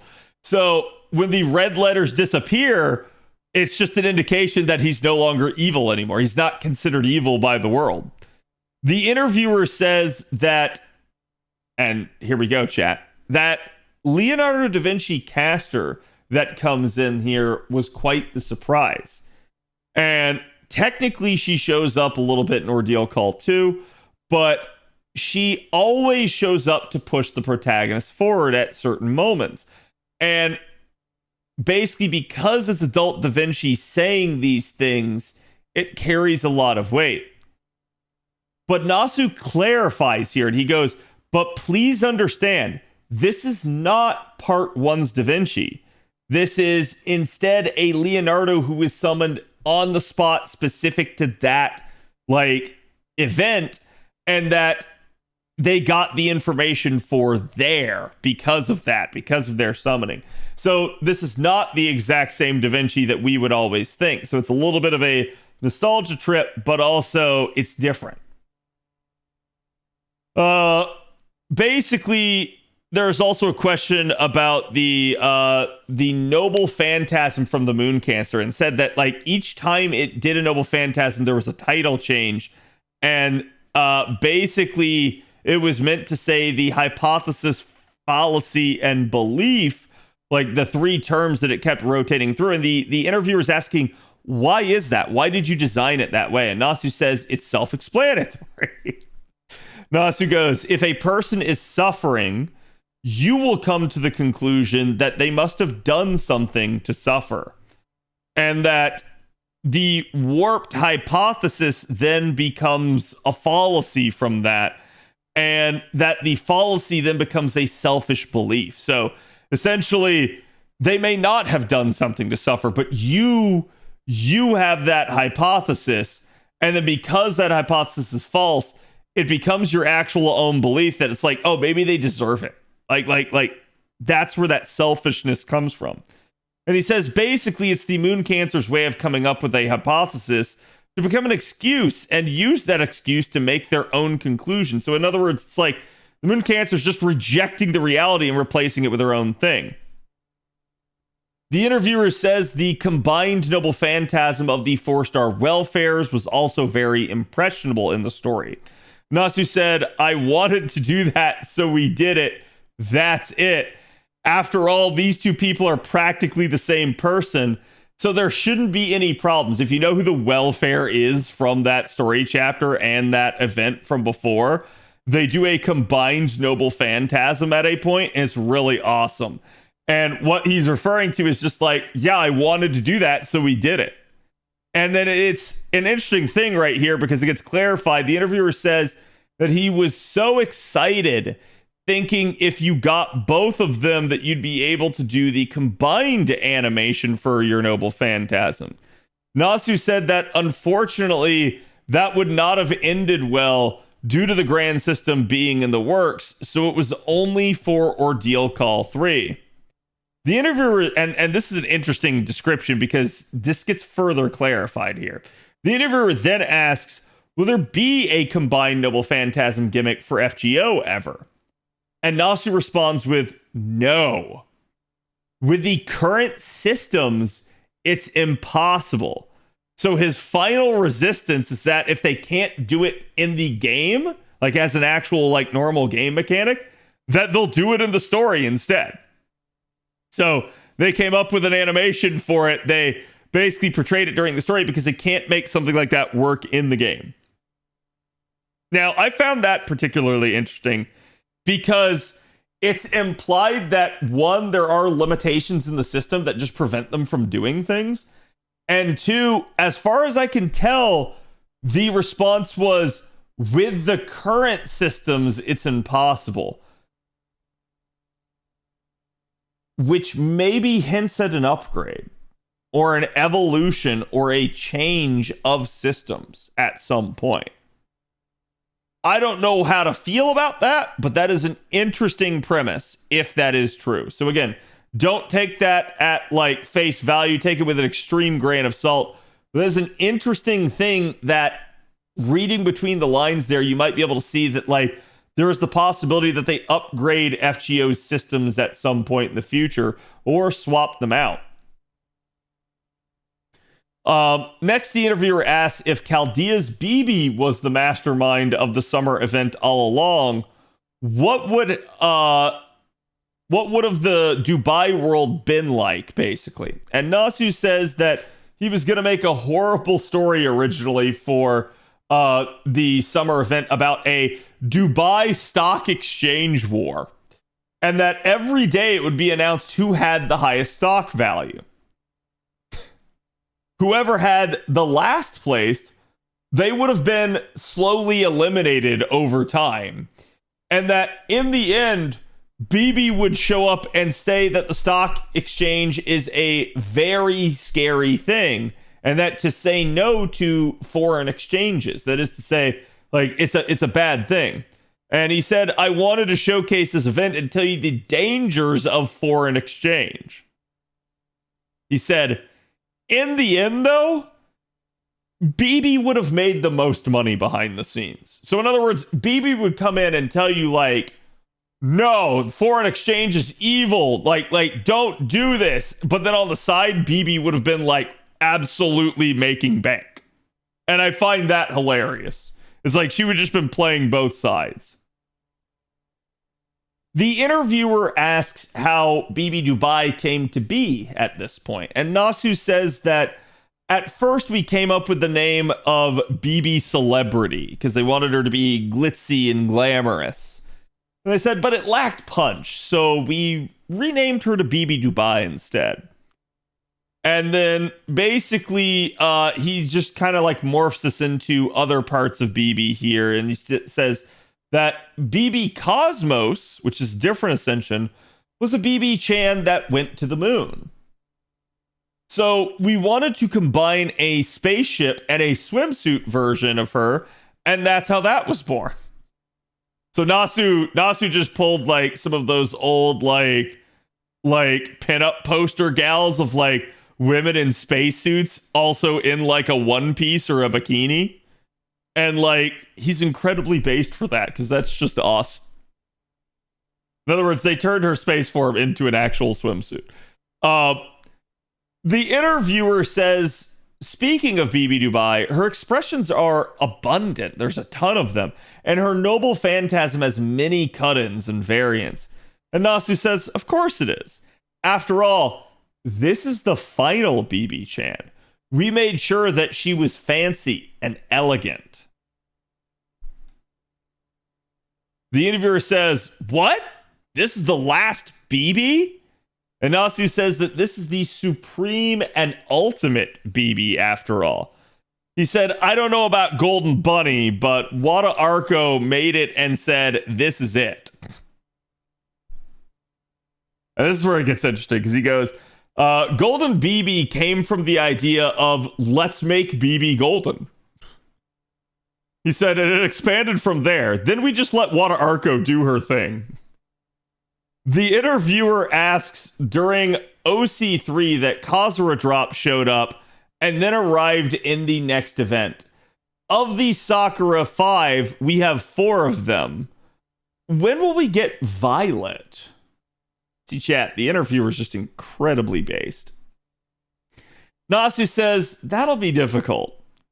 He said, Kazura Drop came in as a guest star, but the user base's reactions to her were so well done that they pivoted to make her playable later on.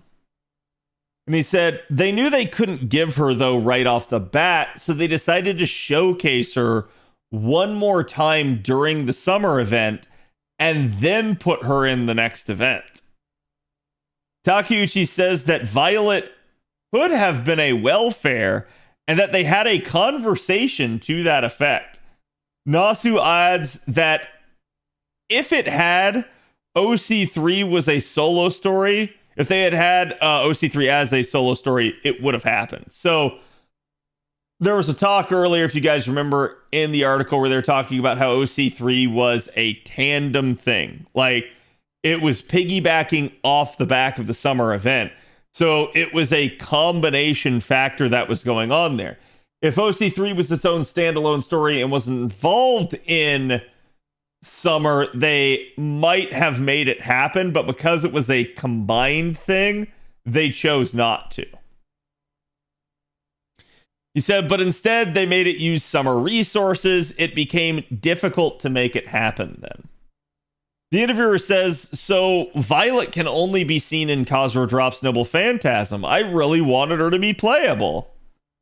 And Nasu interjects and says that Violet is a writer like Sakura. Writer meaning Medusa here. He says, but we've recently showcased Saber Medusa in FGO. It would overlap a little too much.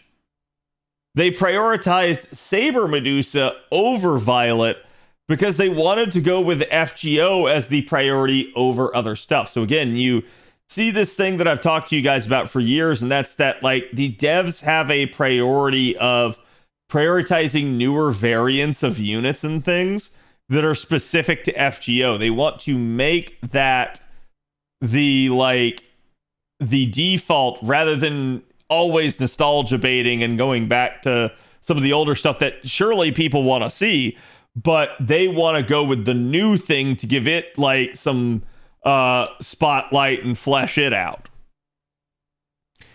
So the interviewer then asks about Seal and if anything more can be said. He cites her achievements of apparently once having saved the galaxy.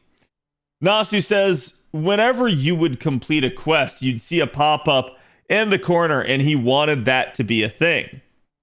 He reminds that Seal is half servant verse and half servant existence. So basically, like, it's a normal servant in the normal timeline, but also a servant verse variant as well. She's half and half.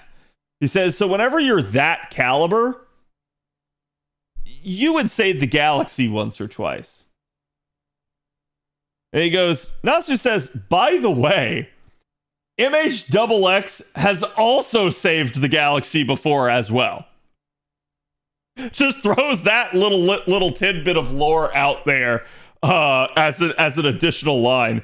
So the interviewer says in the flavor text you talked about the final battle between Arcuate and Seal, and he wants to know which world specifically that happens in. Nasu responds that, of course, it's in the Servantverse timeline. It's not in Tsukihime R. The pure murdering each other conversation will happen later. So in other words, basically this is all happening in Servantverse. It's not happening in Tsukihime.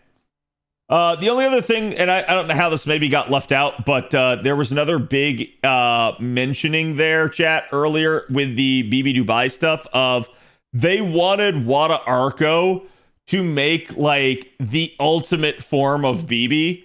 Like they were like, okay, this is going to be our final BB here. Let's make her the best that we possibly can. So that's why they go with the glitzy, the glammy, the like really, really superficial BB there, because I feel like that is just the ultimate form of her. And that was an interesting thing that I thought. So anyways, gonna be it for the OC3 spoilers. Unfortunately, we go right into OC4 spoilers. So I'm gonna take a quick second here for you guys to allow you to make a choice as to whether or not you wish to continue. But unfortunately, that is just the way this part goes. Now, spoiler on 1 to 10, 10. 10 out of 10, maximum spoiler. So you've been warned. Okay, here we go again, chat. The interviewer says, next up, let's go back to Ordeal Call 4. He goes, I'm confused because you said in Ordeal Call 3 that you're in for a surprise. What did you mean? And Nasu clarifies that, yes, that was for OC4. So basically, just for further context I provided here, Ordeal Call 3 was added, and they originally planned to only have 3 ordeal calls. So in other words, what the author is asking about is Nasu said, hey, in Ordeal Call 3, you said there was going to be a surprise, but Ordeal Call 3 came and went. What did you mean? And Nasu goes, yeah, that was Ordeal Call 4 that I was referring to. So Nasu just wasn't letting the cat out of the bag at the time. They already knew they were doing an Ordeal Call 3, but that was him sticking to the script and basically saying, you're in for a surprise in Ordeal Call 4 without calling it 4. So he goes, when he saw the plot that was made, Mezo Ikaku, and Trubs clarified this is like a terminology for a room-sharing love scenario. So when he saw the plot that was made, Mezu Ikaku, on top of Mahjong, and he thought, even I won't go that far. Basically, like, he saw what the writer had planned, and he was like, yo, that's crazy that you're combining all of this. The interviewer says, when you said that, I thought that on Ordeal Call 3, aka Ordeal Call 4, that MASH was going to become a 5-star. He said, but nobody could have predicted this. And he says, last but not least, Metatron John, the surprise of the new John's arrival using a material called the Archangel Metatron. And basically, Nasu points out that FGO was avoiding using angels with names until then. So obviously this has been a thing, but they didn't want to get deep into it. And the interviewer asks from here, and that'll be touched on a little bit further on, so don't worry about that if you're curious as to what he means by them not touching on that. So the interviewer then asks, when was Paladin Mash conceived? And Nasu says right when part 2 started, they wanted the final goal for her to become a 5-star. They had originally planned for her to become a paladin in LB6 or LB7, but they played around with ideas and they decided on waiting until the very end to make this happen. He goes, during the gameplay, if we turned her into paladin, the capability would be overwritten once more, and she might not get used due to her complexity. So he's talking about the fact that they've already changed Mash's kit multiple times. Specifically, just in Lost Belt, Mash's kit has changed like 3 different times. So basically, he's like, hey, we didn't want to change her kit again and have people go like, this is getting crazy, I'm just not going to use her. He goes, so they decided on doing it at the end and raising her capabilities to the utmost. So there was no discomfort and dissatisfaction from her being changed.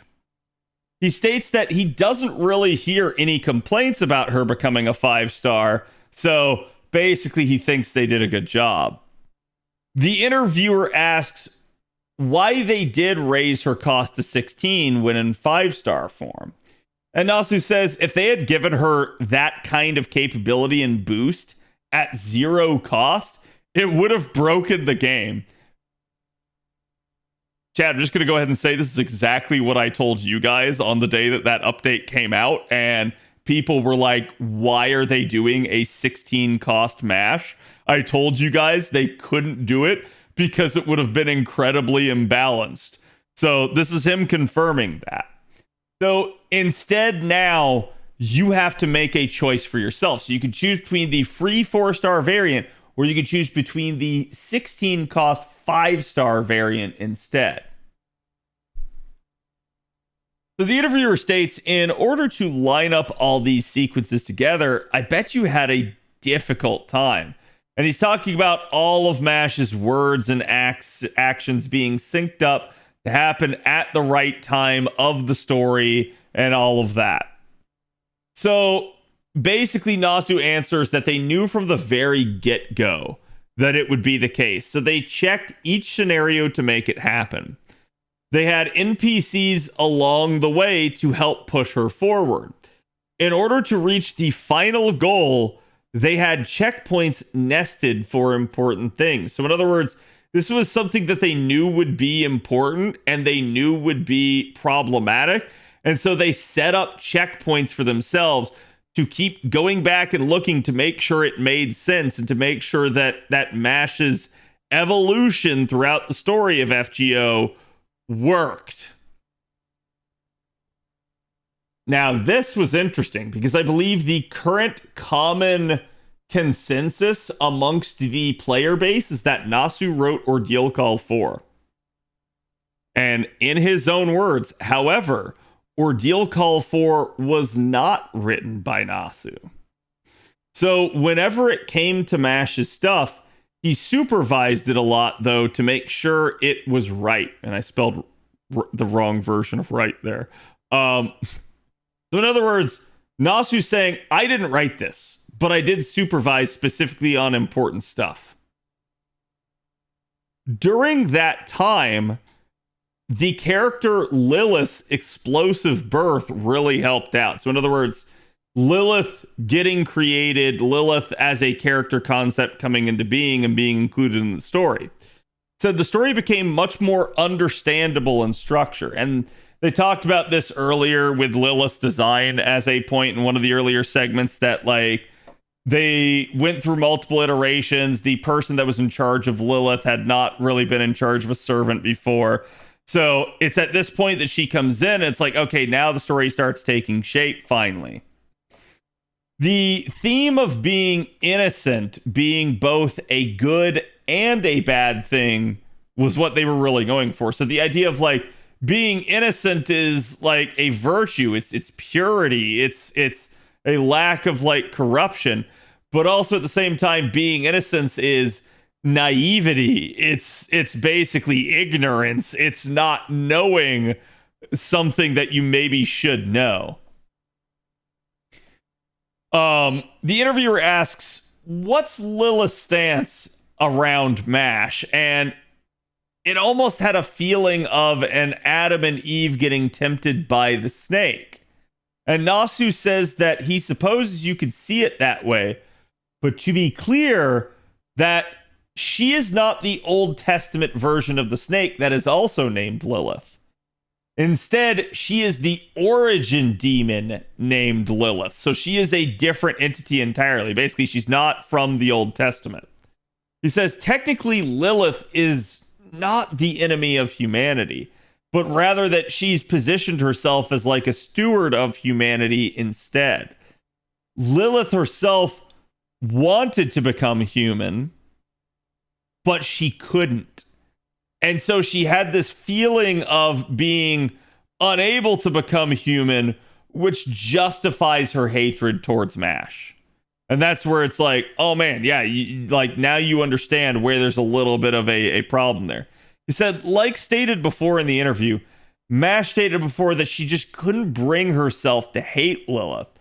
For MASH's new personality, this just wasn't tolerable. So, like, basically with her as a paladin, she's just not able to bring herself to hate Lilith. The interviewer asks about Lilith's first impression and asks why she poses as Eileen Adler. And Nasu says she knew that MASH was a huge Sherlock Holmes fan and that she posed as the lover of Sherlock Holmes specifically to antagonize MASH. He says, however, MASH immediately calls her a liar and shuts her down on that front. Like, she's trying to act like, oh yeah, I'm Eileen Adler. And MASH is like, no, you can't be. That's impossible. You're a liar. So the interviewer asked them to talk then about the Shielder Paladin design. And Takeuchi says when it comes to being a paladin, they knew they wanted it to be a pure white design. Something like a holy knight at first. But when they were trying to design her fully, they had to think what she would look like. And they had a few options, but they struggled from there. Takeuchi says that the shield design in her normal form was a very impressionable and strong one. And they didn't want people to feel sad from them changing it. So instead, they made that the focus of the design and they paid it great attention. So in other words, they made it like the focal point and they went from there. The interviewer asked them then to talk about ray-proof Kyrielite specifically. And Takeuchi says that we heard there was going to be a change in the black barrel gimmick, so they asked Nasu about it. He specified that he really wanted a cool, and this is kind of weird, but it's like arcade shooting game gimmick for when she changed into it. So they asked Choco for the design. And basically what they're trying to say is that like there was this transformation sequence for the gun, right? So they go and they ask Choco for the design. Choco was apparently very busy at the time. However, Choco said, that sounds like a fun topic. I'll do it. And Choco basically is Melison's artist. Also, just for some clarification, let me see if I can find it real fast. But Trubs basically sent me something that Choco memed on at the time. And like, it was kind of hilarious. I gotta scroll back a bit to see if I can find it.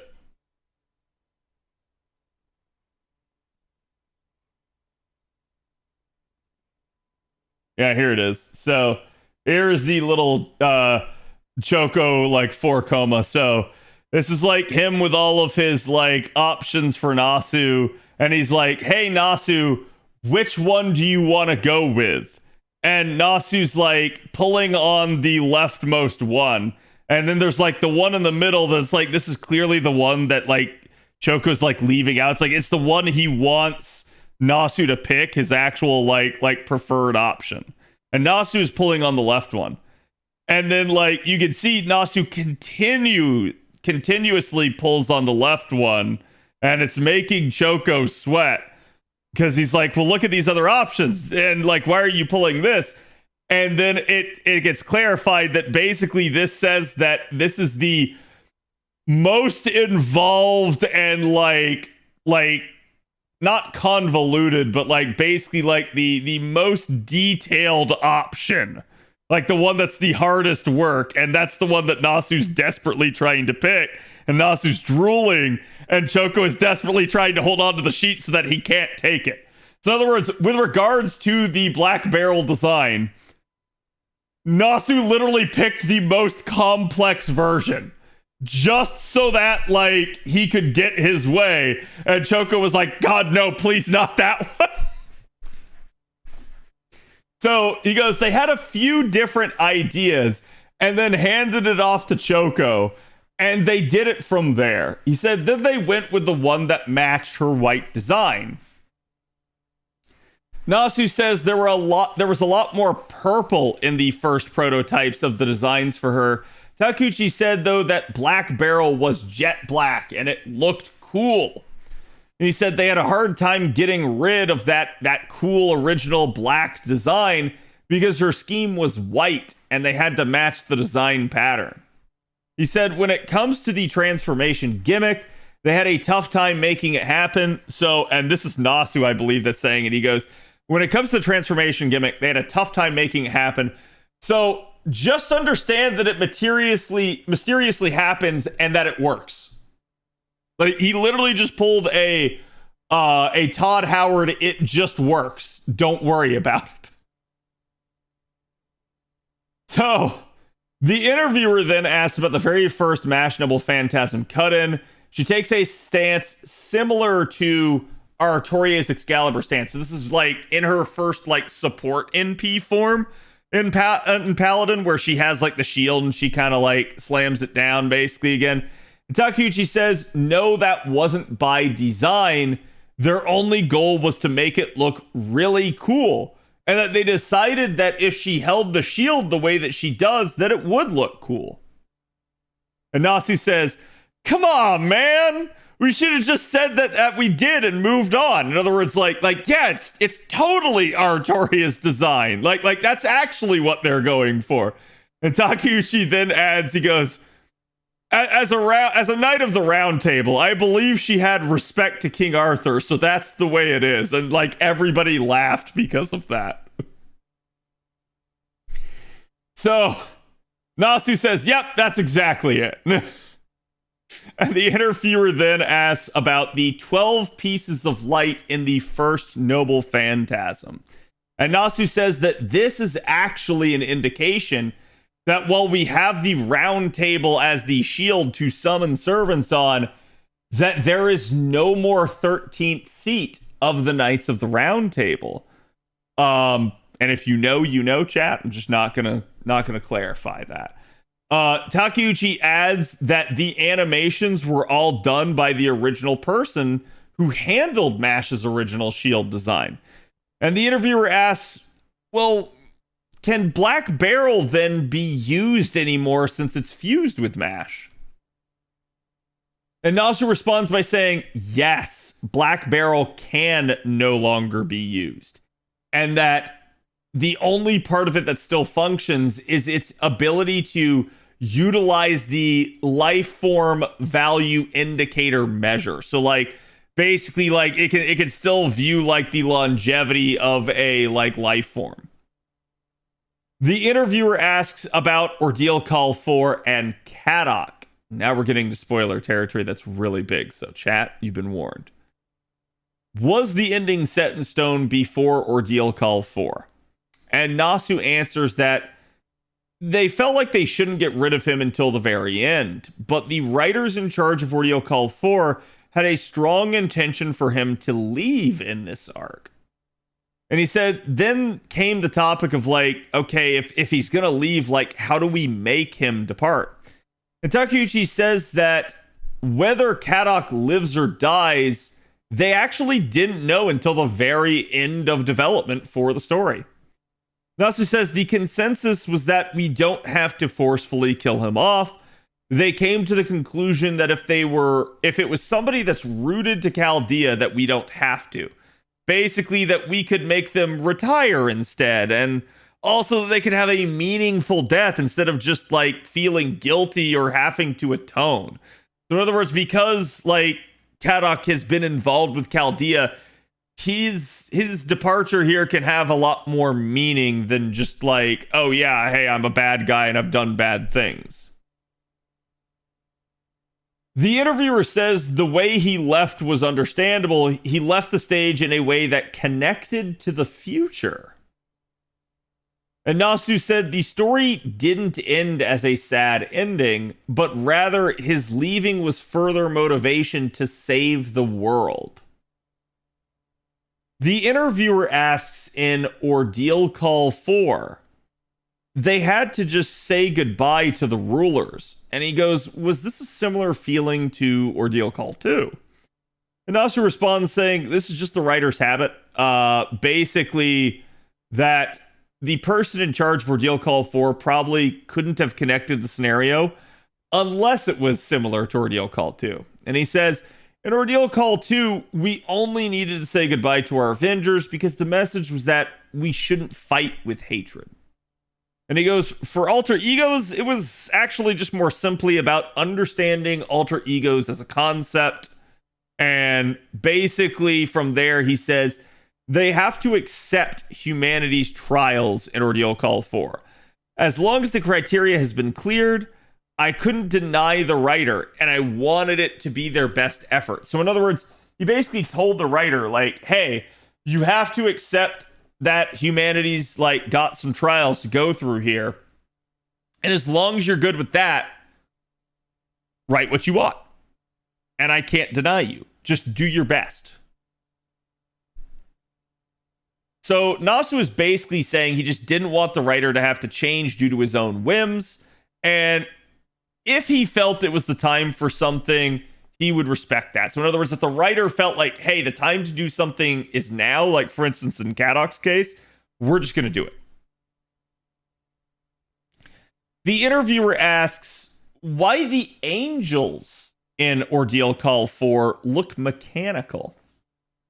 And Nasu says that this idea actually comes from Miss Kaneko Kazuma, the creator of Shin Megami Tensei. He says, she always says that the angels are nothing more than machines that represent the command of God. In other words, like they can't disobey God. They are basically just a machine.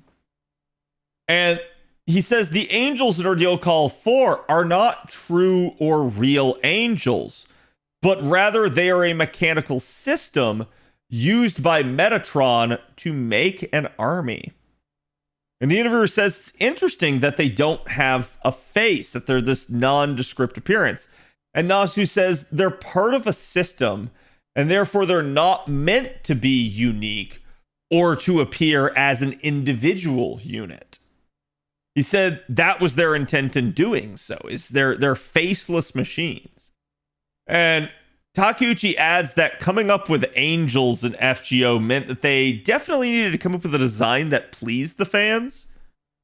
But the first design proposal for angels was a little too cheap and mechanical. And so the design got redone multiple times and came to the shape and size that they are now in the end. The interviewer asks about Metatron John's design choices. And Takeuchi responds by saying John's design was actually done by himself all the way through. He said, but in order to make the Metatron version, they asked the Fate Apocrypha John writer, Kanoe Otosugu, about her. And in order to do that, we wanted to make sure that she was different from the other Johns that we had seen, but still familiar. He said, so they decided to make the first ascension one that was rather slothful and a useless angel that likes to lock herself away like a NEET. So basically, Gabrielle Dropout, if you guys have ever seen that anime. And I, like, low-key, I think that is actually the reference. Nasu said during the meetup to Wada Arco that I want you... Okay, so here it was. I want you to make the ultimate BB. And that he told Otosugu that he wanted the ultimate John. So he basically went and talked to BB's artist and said, hey, I want the ultimate BB. And he has John's artist, so he went and talked to John's writer and said, I want this to be the ultimate John. And he told this to all the other writers as well during their like workshop meeting. And that when the idea was presented, the writer immediately asked, why don't we turn her into an angel? He said someone else also immediately then after that pitched the idea of her being Metatron as a representation. And Nasu decided, let's let this one pass because Metatron isn't real. So in other words, basically, this is not a like normal archangel, at least in conventional standards. This is more of a spin-off. And so Nasu decided, hey, this one I guess is okay. This one works here. And the interviewer asked, if you say it's not real, does that mean that the real one exists somewhere? So the real Metatron. And Nasu says that in the FGO world, probably not. Because again, FGO is the world of mages. But if you go to the Holy Church, perhaps there is an existence that is Metatron. So he goes, when it comes to Type Moon, the concept of angels are a little irregular and they're not the same as normal. So in other words, in Type Moon, angels just are not like the stereotypical depiction of them. They are always meant to be this sort of other thing, is kind of what he's saying. The interviewer asked about the finale of Ordeal Call 4 and the inclusion of Galahad. And Nasu says, as a video game, that a surprise is a must and a need. So in other words, they couldn't just keep things the way that everyone expected it to go. They had to throw in a curveball in effect. And he said, if they made it with Lilith, who was a gotcha character, right off the bat, pretty much, everyone would have guessed right away. That was just like, oh, Lilith's the final boss. That's just the way this is going to go. And he says, the interviewer asked then about MASH's Noble Phantasm animation during the scene. And Nasu says that the animation existed quite a long time ago. And Takeuchi adds that there was a movie script ready for a Fate Stay Night what if story that characterized MASH Shielder. And he said the original character for this was one called Tachia. And whenever she uses her Noble Phantasm, she would call upon a castle gate, and a laser beam would be emitted from the gate. And he goes, whenever that happened, we let Miss Pafals write the artist, and I'm not sure who Miss Pafals is here, chat, but we let Miss Pafals write the artist and utilize the asset and make it an attack Noble Phantasm that we were looking for. The interviewer says, an attack Noble Phantasm is quite hilarious for MASH, isn't it? And Nasu states that Galahad said that when you protect something, you also are going to have to defeat the enemy. And Galahad can say those lines without reading the mood. That's just his personality. And there was a little bit of a quip on the side of like, could this even possibly be like Lancelot's child? Like it's he's too cool, he's too calm saying all of this stuff. Pafals is Mozart and Salieri's artist. Thank you. Appreciate it. But basically the interviewer then asks about Antarctica and says, hey, we're going to Antarctica now, but what about a foreigner story? Like, that hasn't been resolved yet. And Nasu says, just like similar to Dubai, will implement the story inside of things cleanly. The user will say, what on earth is happening? Why is it coming at this time? And basically, then Nasu says, this is basically confirming, or sorry, no, this is me adding that. This is basically confirming that we will get a foreigner explanation, a foreigner story. It could be during the summer event, it could be during a Halloween event, or it could just be like any other event that happens before the final chapter, chat. So you are going to get a foreigner ordeal call, basically, but it's maybe not going to be as an ordeal call. It just will be an explanation.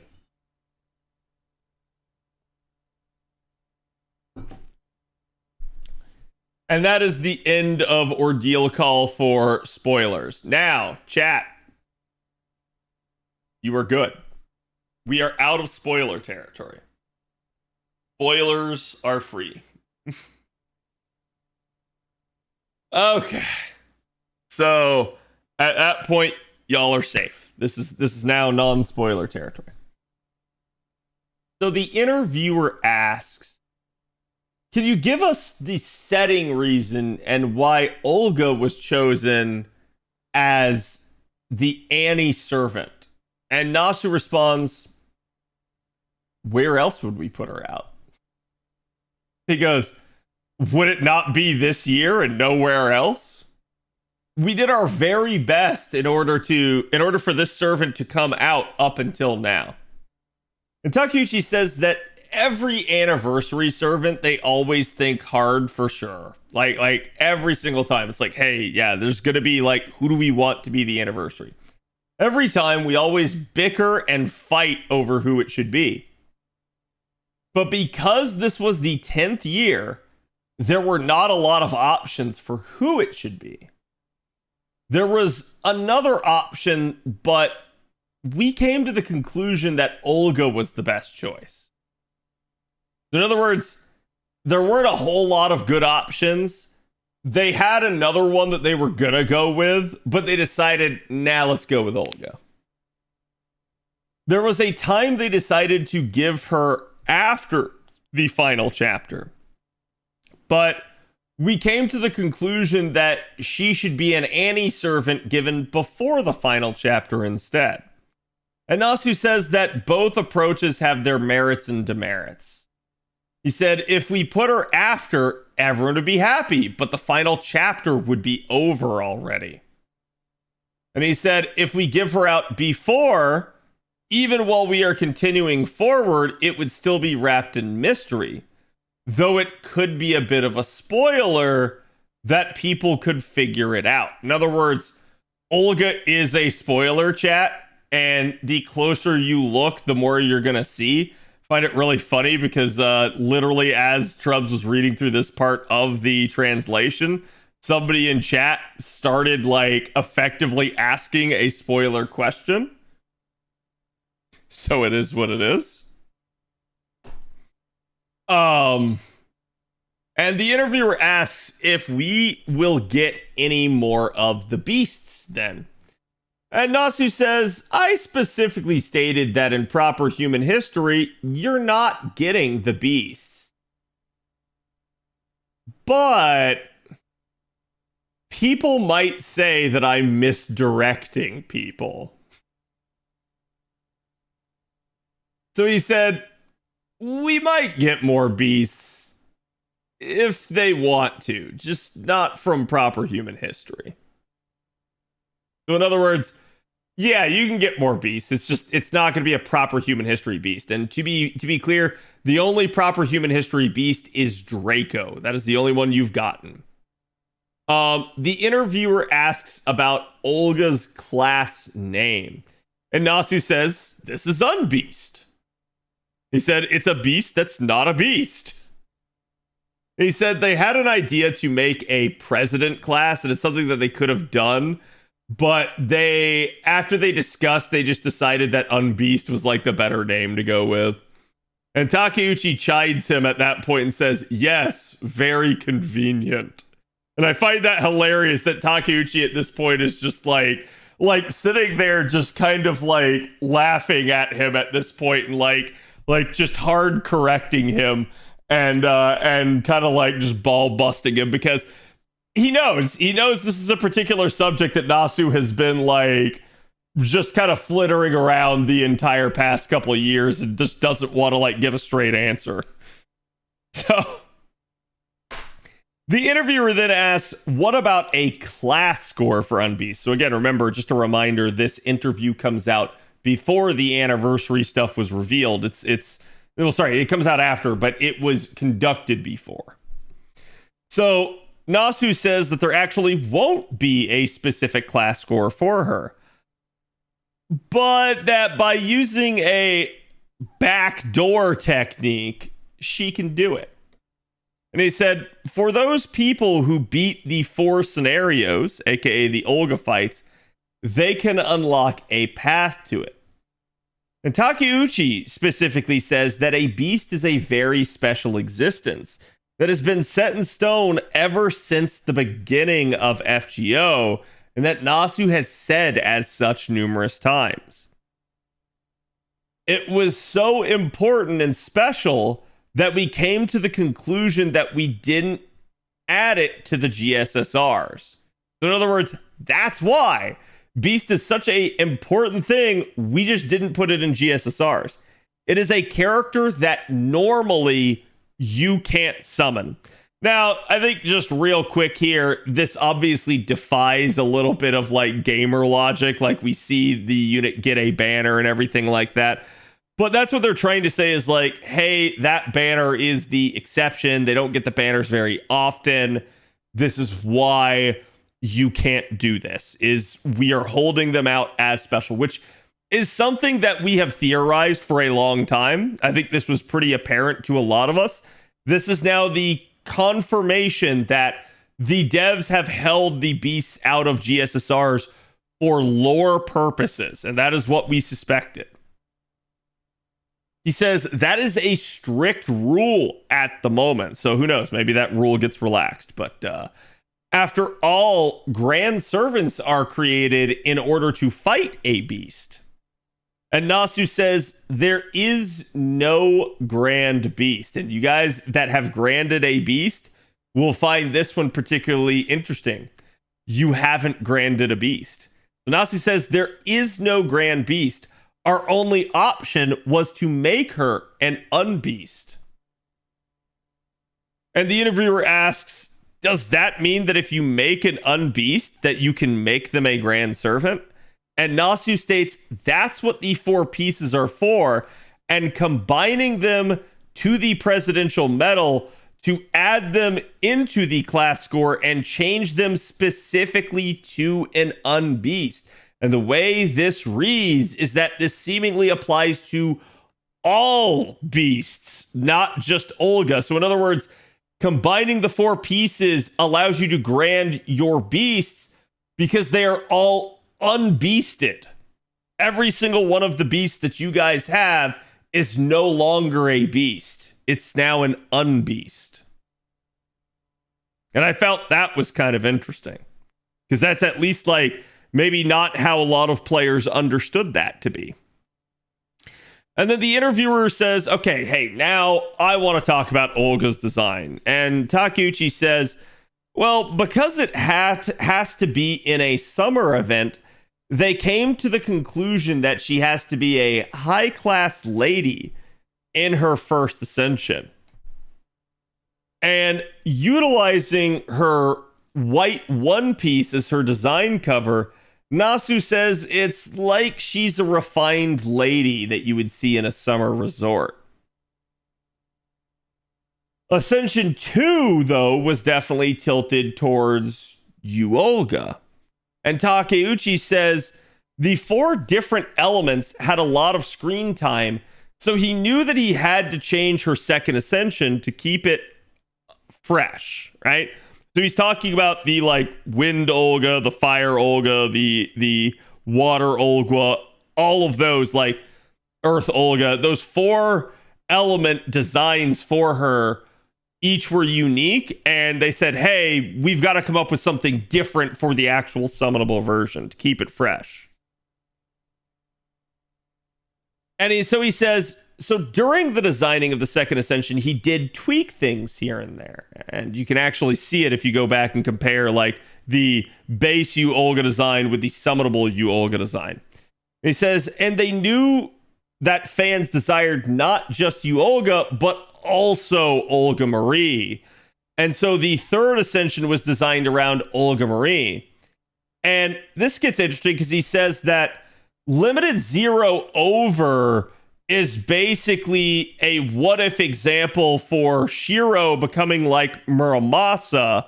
And so he says, this is a what-if example, just like third ascension Olga Marie is. It is a what-if. And so he says, basically, the third ascension is what if she was able to stand on her own and achieved success as its own concept. And then the interviewer asks, okay, well, you said you changed the second ascension. What's the differences in her design?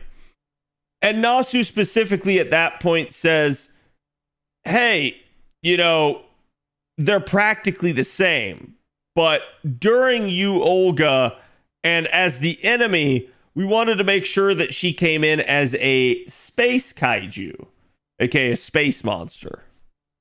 He says, Takeuchi says that they added additional clothing layers to add a more like justice feeling to it, like a sense of justice to it. And Nasu says that she is a fun-loving and happy-go-lucky character, and her personality hasn't been touched in that regard. He goes, if you like Yu Olga, keep her in the second ascension. It's still that same Yu Olga. The first ascension is the serious foreign planet god form, and the second is Yu Olga that's always uppity. And last but not least, the Olga that has created great success is your third ascension. And he says they created 3 different character personalities for her, and the amount of work for it was insane. He expresses that, as expected for 10th Annie, he's going to die. So this is Nasu saying, it's too much work. I'm going to die. This is Nasu just being melodramatic here, but it is interesting, at least that, like, when you consider the various different elemental forms, the 3 different ascensions here, like, yeah, they had to do a whole lot of work. That's basically 8 different variations of Olga's design that they had to work on. I can understand how that's a big deal. Plus, you know, even just within her own kit, it's basically 2 servants in one due to the changing of skills. So, kind of a wild amount of work that they put into just one unit. Takeuchi says that Beast is such a special existence, it's also difficult for how to treat them. He said they definitely thought hard about the grand system and how to handle them. Everyone thought that Nasu would say that it's impossible. But if that is the case, it is not fair. And just for Olga fans who had strong feelings for her, they would have to make a change. Nasu says, by the way, I was hiding that thought process while thinking in secret how to use that presidential medal, and who knows what sort of miracles they can perform. So he's talking about like even into the future, we don't know that presidential medal may have some impact. It's like, who knows what kind of miracles that's going to be able to pull off. And so he says, Takeuchi says that Nasu brought it up at a meeting, and then everyone finally understood what the 4 pieces were for. So literally, the devs didn't even know for a long time what they were for. And Nasu said, what did you guys think you were collecting all 4 pieces for, to the devs? And basically everyone in the room laughs when he says that. So like, he kept the devs even in the dark on that one. Takeuchi says that with the President Medal and Unbeast, a lot of plot problems got covered in one fell swoop. So in other words, like, how do you grand your beast? What's going on with you, Olga? Hey, what's going on with the 4 parts of her? Like, what do we do? Like, how are we going to cover this in story? And basically just Nasu revealed it, and it all got covered, like, just boom, just like that. Just really, really easy. So the interviewer then asks about the Famitsu cover design and what it means. This is the cover for the Famitsu article. I don't have it handy at the moment, but if you'll see it, it's like the various members of the Chaldea organization standing around looking up at these like flowery, like almost star-like things that are flying through the sky. And Takeuchi says that the images of them going on a journey, just like the 8th Annie promotional video, they're gathered around like stars, and he wanted that scene to be remembered. He says it's almost as if the Chaldea members are stargazing, but instead of gazing at a starry night, they're gazing at servants and watching over them. And then the interviewer transitions and says, hey, what about the swimsuit event for 2025? What's the topic this year? And Nasu says, a summer event equals a resort island on a vacation in certain worlds and areas. He says that's usually the go-to. However, we've already been to Dubai, and because we have, there's no more candidates that are like actually better than Dubai in a weird way. And so he goes, this time we created an original island as the stage and enjoy a fun little adventure. That's the plan. And he goes, just as a reminder, that island is a dictatorship island. And then he laughs. The interviewer says, so with Olga Marie now involved, it's going to be a silly event where there'll be a subtle change in the second half like before. So, chat, this is how you know the interviewer, again, is based and has been playing FGO for a long time. This is probably the same interviewer we've had for Famitsu, every single Famitsu interviewer over the years. But he's basically referencing that in some of the summer events, there is a first half and a second half. And in the first half, summer's all amazing. It's bright. It's shining. It's like, it's the epitome of what a summer event should be. Then maybe something goes wrong and there's some sort of like problem that needs to be resolved. And then the second half of the summer event starts, and all of a sudden things get kind of dark. Things get kind of scary. Things get kind of desperate. And this problem is a much bigger problem usually than people realized. So he's saying, hey, that's a common thing. Like, are you going to do that again? And Nasu answers, it's a simple story before the final chapter. And Trubs pointed this out, and I completely agree with him. If you actually believe him here, chat, remember Nasu said that LB6 was a simple story. Don't believe this man's lies. So he says, it's a simple story. And he said, the incident, the location, and the mastermind is a little different this time.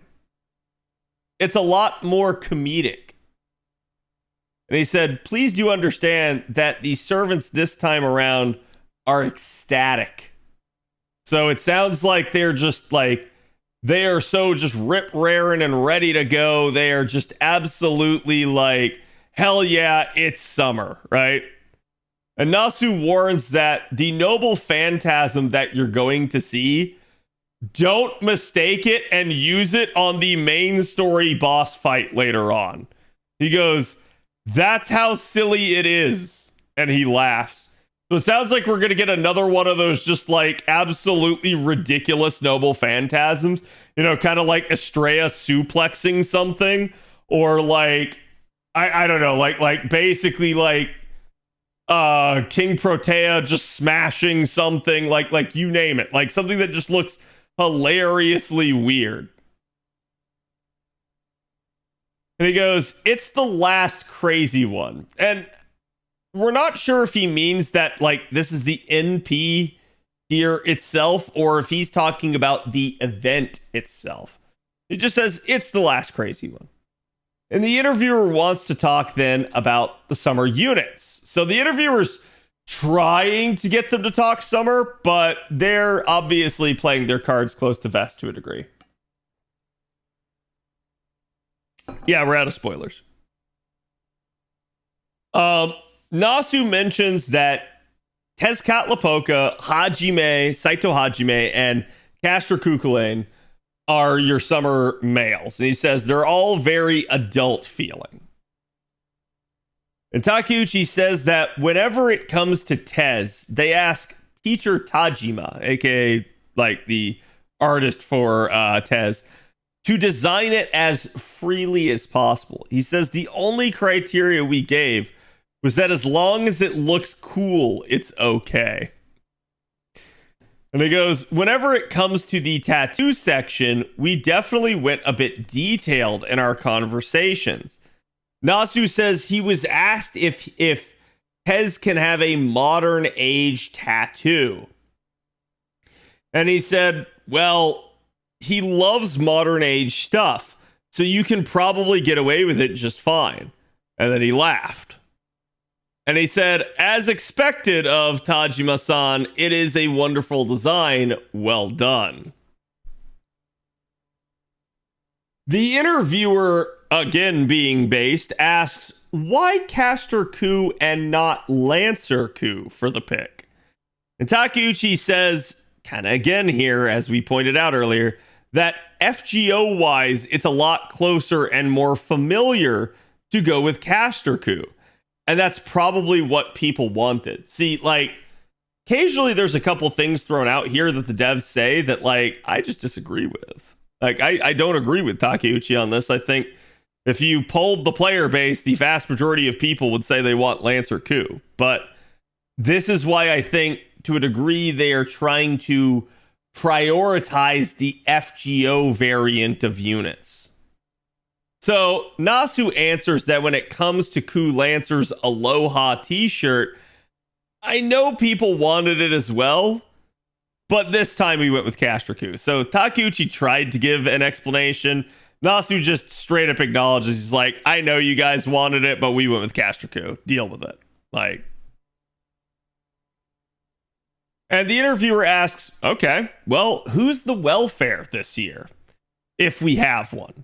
And Nasu says, we have Queen Shaku, or Huyanzhou, this year, basically. And Nasu asked for a Huyanzhou that seeks a high approval rating from everybody on social media. And he says, the design came in so wonderfully, it went over his expectations. And Takeuchi adds that, speaking of Huyanzhou, her anniversary design was popular as well. And Nasu says, since everyone can have her, I'm genuinely happy.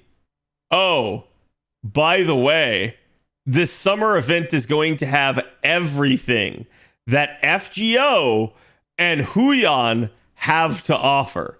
So, like, I'm not even kidding you, chat. This legitimately sounds like Nasu is saying that the summer event will have everything in the kitchen sink.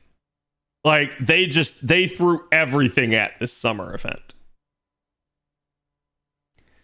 The interviewer asks to talk about the final chapter and if there's anything they'd like to mention or add. This is not spoilers, by the way. Nasu says, we're still in development, but we're going to combine all the story's questions, and it will be a final chapter that will answer all of them. So this is interesting because, one, we're finding out that the final chapter is still in development. Like, it shouldn't be that surprising because I'm sure they're still working on stuff like in the final production phases of it, but they don't have a long time. We are literally looking at it being about 4 months away right now. So I'm surprised to hear that it's still in development, but they probably tweak things pretty much right up until the final like version of it, which is probably I don't know, a week or something out from actual release. Basically, I did have a note here to ask Trubs, but I think I did ask Trubs about this already, so we're good. So basically, Nasu says again that he's still in development, but that's going to answer all of the questions for the final chapter for all of the story, right? Like everything's going to get answered. And he says it will reach an understandable ending that everyone can agree to by adding additional entertainment value and continuing moving it forward. So Nasu feels that this is the greatest pressure he has ever felt in his entire life, basically to get the final chapter done. And he says, but if he can overcome it, he can finally relax and play Elden Ring Night Rain. Trademark. I have to do my best. So he's basically saying hey, yeah, I gotta get through this. I gotta do my best. And if I can overcome this, I can finally play Night Rain. So Takeuchi answers, please do understand that FGO has a main story. And this main story has an end. That is the first and last thing that we have constantly driven home. I will say this is pretty interesting because in prior interviews, it is never Takeuchi that says this. It is always Nasu. So it sounds to me like this is more of a Nasu is kind of trying to get Takeuchi to say something about this particular point so that everybody realizes this isn't just Nasu being Nasu. This is legitimately the arc's end, and it is where they intended to end it all along. And he says, and that was already a precursor that every single player would reach a game clear as an objective in the end. So in other words, when they first started out, they wanted to make this where there would be a point at which everybody would reach the game end point, right? So that was one of their objectives in their design. He says this belief is something that we can pull off and something the development team has been holding on to the entire time. So in other words, they feel like they can do it, and this has been something that the development team has been constantly working towards. As a person who has involved themselves in the game for 10 years, we want to create a pathway to that final objective. The goalpost that we've always been mentioning. He says, and I sincerely hope that a lot of the people can experience the final chapter together. And I put in quotes here, this is quite philosophic for Takeuchi. Not that Takeuchi's like a stick in the mud or somebody that doesn't have emotions or anything like that, but that usually something like this would be something that Nasu would say. You would not normally hear Takeuchi saying a lot of this stuff about, hey, this is the end chapter. This is Takeuchi, the artist, talking about story, which is normally the writer's realm of things. So Takeuchi is now saying all this stuff, and he's saying, hey, it's been our goal all this time. We've been trying to get you guys to it, and we hope that as many of you as possible can experience it together. So, interesting to hear that from Takeuchi. Now, Nasu says that at the end of the chapter of part 1, we were able to accomplish something that no other social games at the time were able to pull off. I put in parentheses here gacha because that's social games is just what they refer to as gacha games. So he goes, at the end of chapter of part 1, we were able to accomplish something that no other gacha game at the time was able to pull off. And he's right. They had a complete story arc there. It was really high impact, really high value. A lot of people loved it.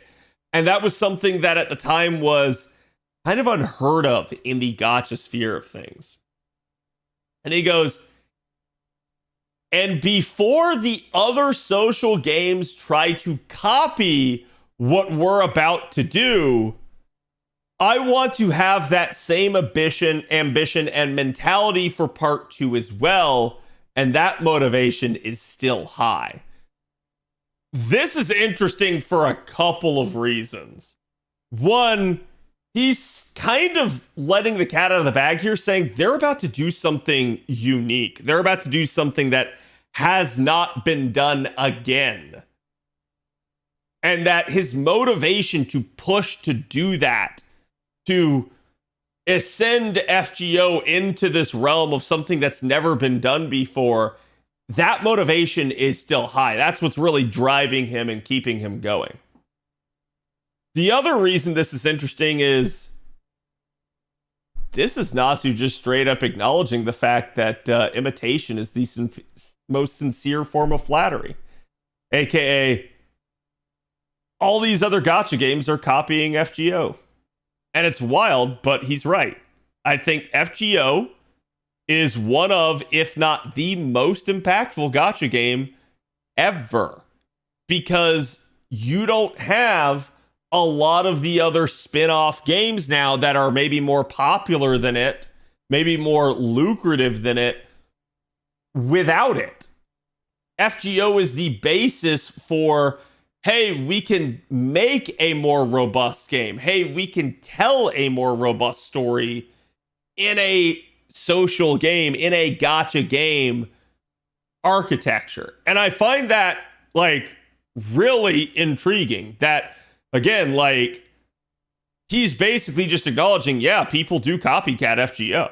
And that's, like, kind of wild to hear him say, but at the same time, it's good to hear him say it, because I think there's been a lot of times where it looks like Nasu maybe kind of just takes it all in stride and just, if anything, like glazes the people that are copying him. But this is him saying he knows it's a thing.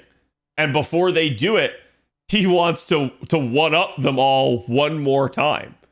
And that is really good to hear. That was something that when I was reading through the Honkai Star Rail interview with him, between him and the Honkai Star Rail writer, not the lead producer, but him and the Honkai Star Rail writer, there were points where in that interview where I got kind of upset with him because it felt like he was just rolling over and being all like pessimistic and like, oh man, they're so good at what they do, and like, I don't know that we could ever do that.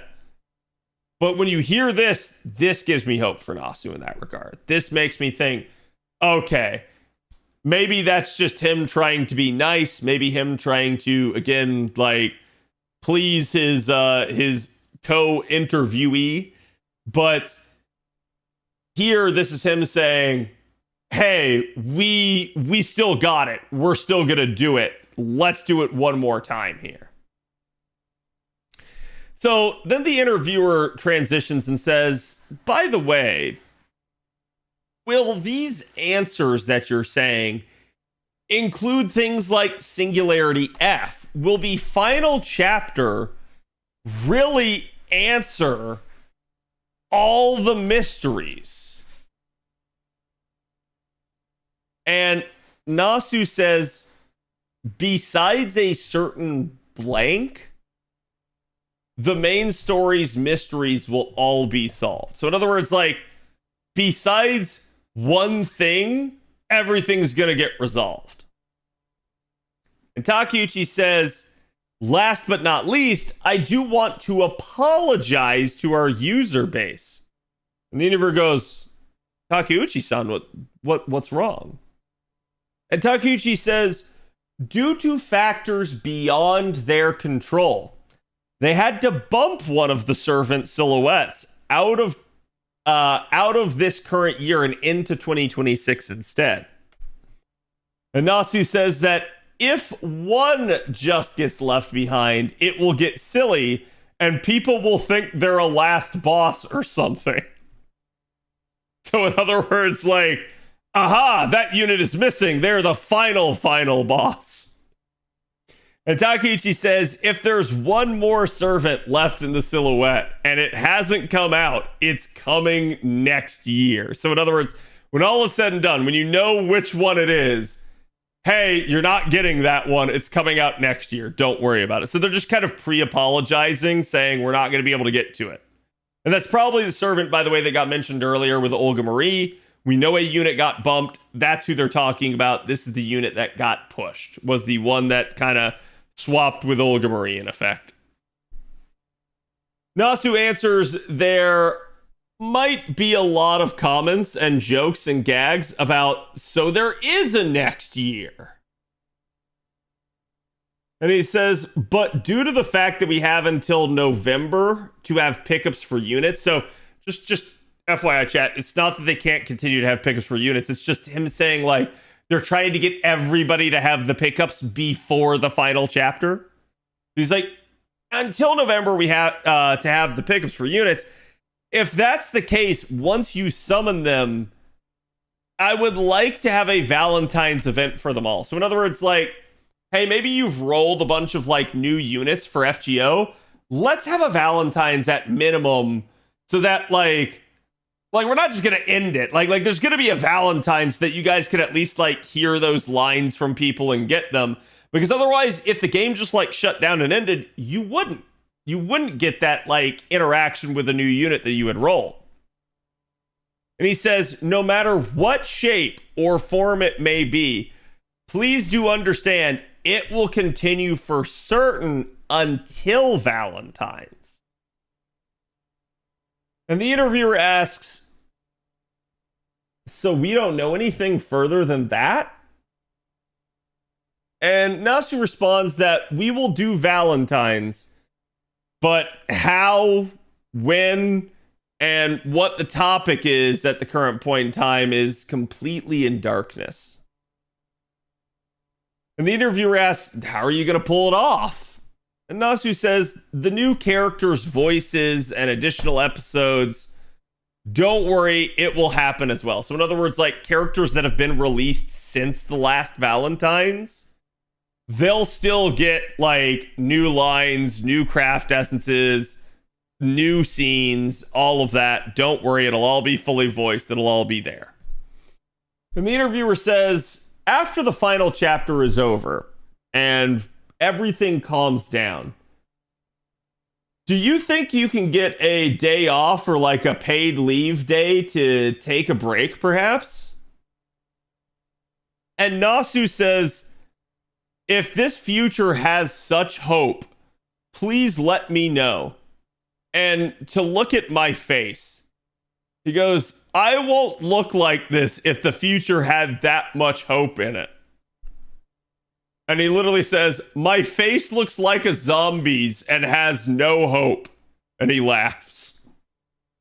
Oh, he's like, you're saying I could get a day off? He's like, that sounds amazing. That's just not going to happen. And he goes, but within these 10 years, everybody, and I mean everybody, has supported me. Everyone has supported all of us. And I know that this is no longer just my problem. By the way, chat, I stopped like TLDRing. This is his actual words here. I'm not going to be saying the end, goodbye. That's not happening. I sincerely think an aftercare is always required.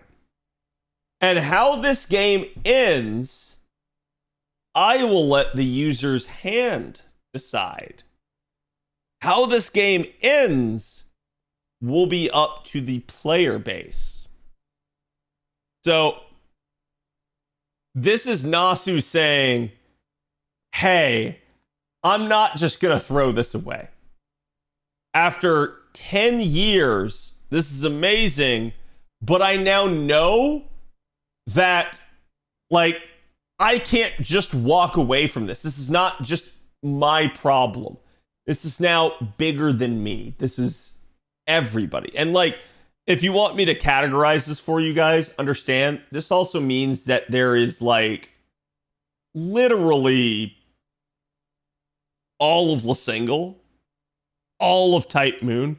There are a ton more people that have been hired, been brought on due to FGO's success to help run it, that if Nasu just flakes on FGO, these people are going to lose their jobs. And he knows that.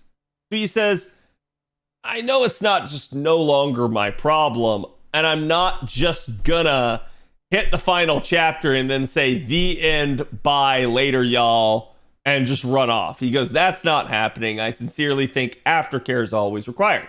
Which, you know, from talking with Trubs, it's like, for example, like Tsukihime, the original Tsukihime, had its like major 2 parts, but then had additional chapters released for it for like other characters and stuff like that. That's the aftercare he's referring to.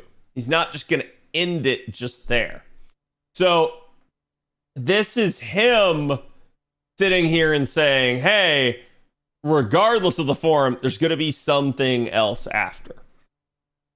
And he says, but how it ends, I'm going to let the player's hand decide. And the interviewer then asks, what do you mean by the user's hand and the player base? And Nasu responds that, and I need you guys to pay attention here, okay? All hands on deck. Nasu responds that if there's a lot of voices that say, I won't forgive you if you end it here, Nasu, or I want you to continue. If there's a lot of those voices, then we will not be ignoring it. If any staff member also wants to continue it as well, we as Type Moon just can't say we quit right off the bat, can we? So Nasu is saying, yeah, if the players want us to go on, we will. If they're telling us to go on, we will. And if the staff wants to go on, we will.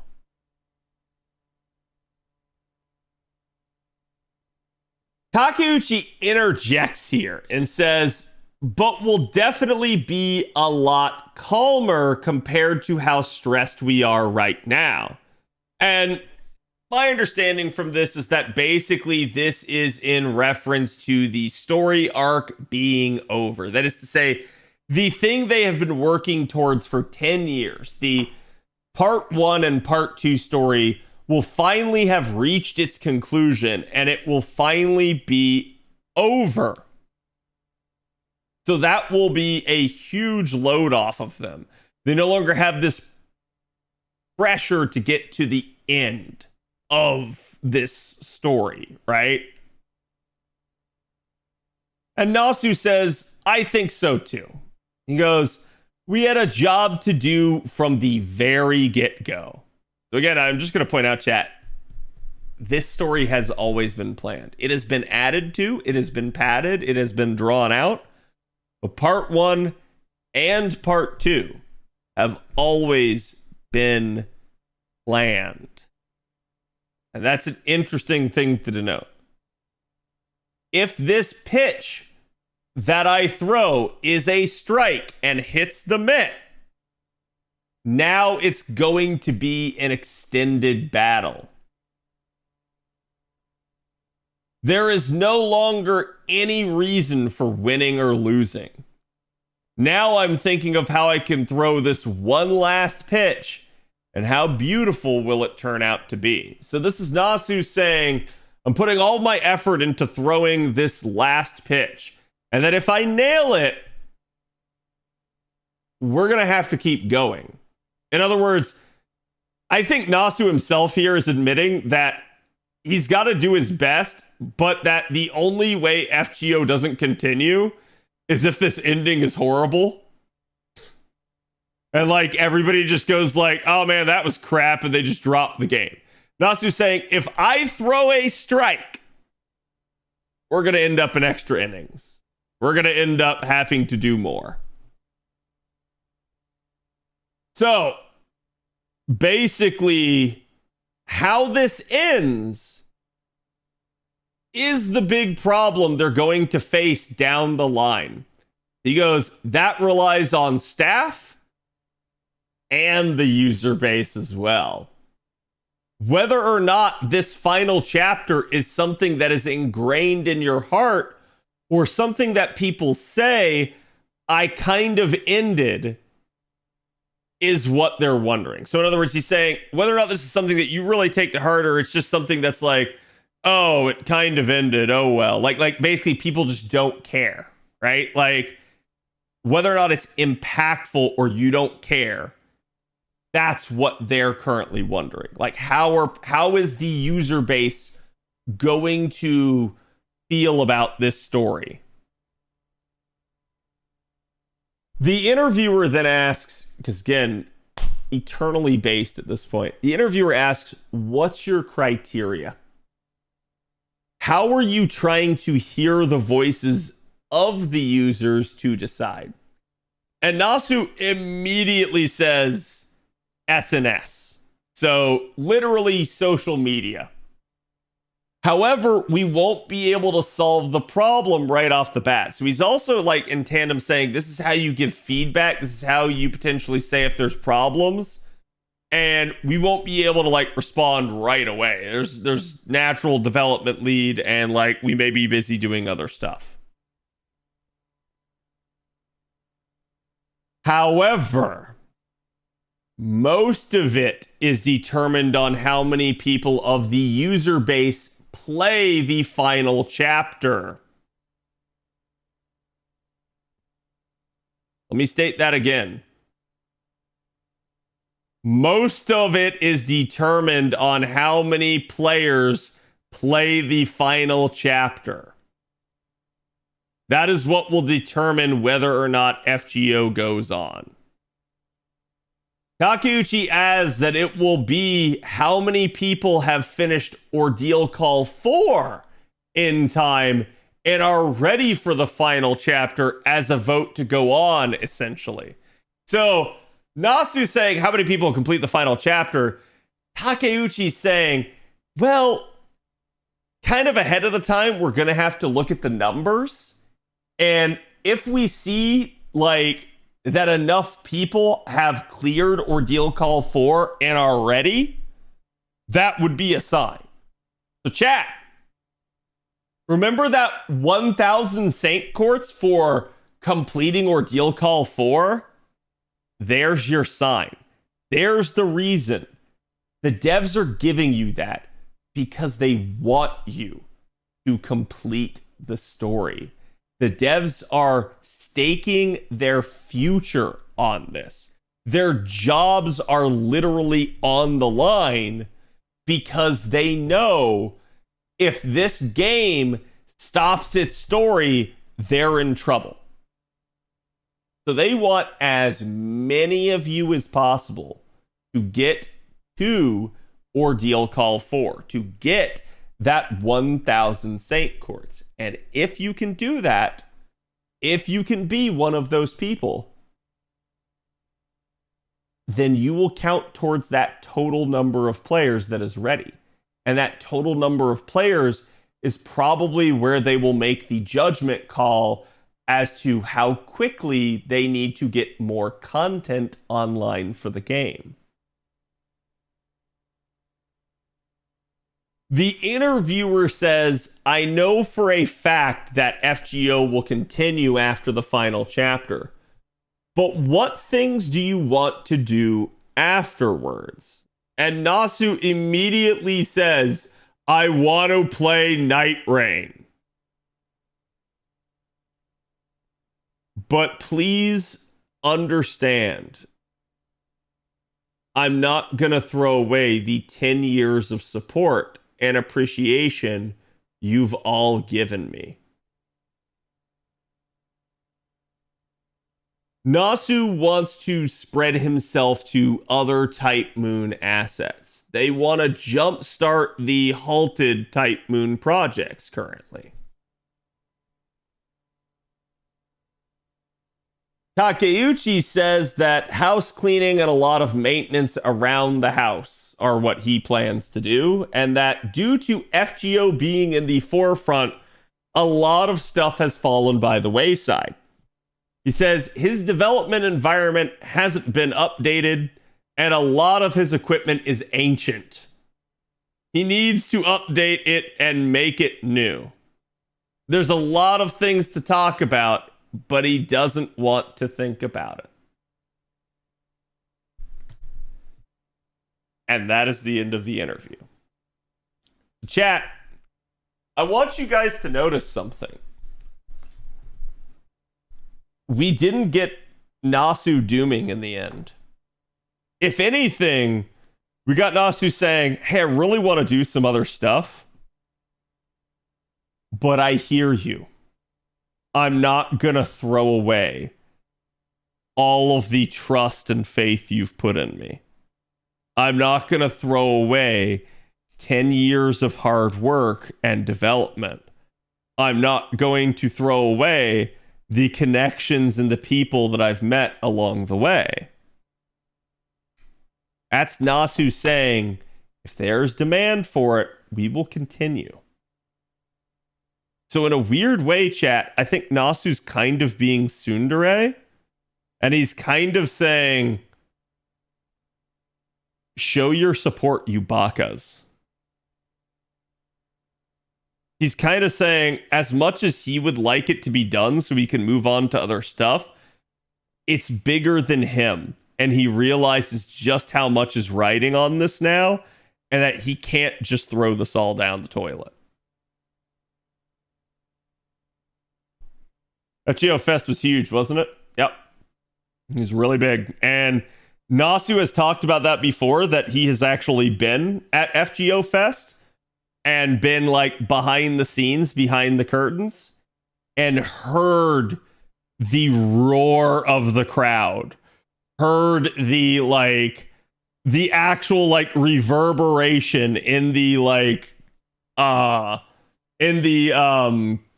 staging area when stuff gets announced. And he's like, that resonates with him. That makes him feel it. So he's feeling that, chat. I guarantee it. He knows. So I think to a degree, he maybe wants to take a little bit more of a back seat. That is why we have seen the ordeal calls be written by other people. Again, like we confirmed here in this interview, Ordeal Call 4 is written by someone other than Nasu. And all he's doing is supervising that. So I think this is an idea that maybe moving forward, he will not have to be as directly involved with individual story writing and can take way more of that supervisory and editorial role that we've always thought that he should. And in that frees him up a little bit. That allows him to work on some of these other things. So, anyways, I thought it was a really interesting interview. I thought there was a whole lot revealed here. There's maybe some other stuff I would have liked to have seen them touch on, but this was a really interesting one for a 10-year anniversary. And I think for me, this gives me a little bit of peace of mind to know that finally we're hearing that Nasu's just not going to abandon the game.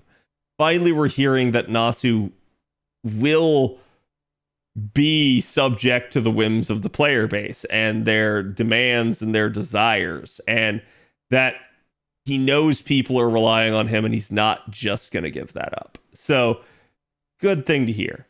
But let me know what you guys think about the interview. Let me know what you guys want to see for the future of FGO and whether or not you want FGO to go on. Be curious to hear you guys' thoughts, and I will see you guys for the next one.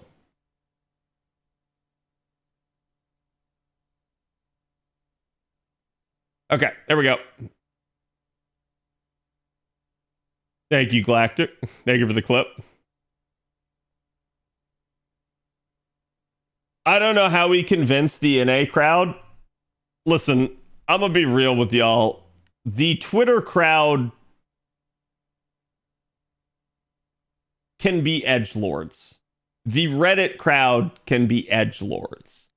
Heck, even us content creators can be edgelords. But at the end of the day,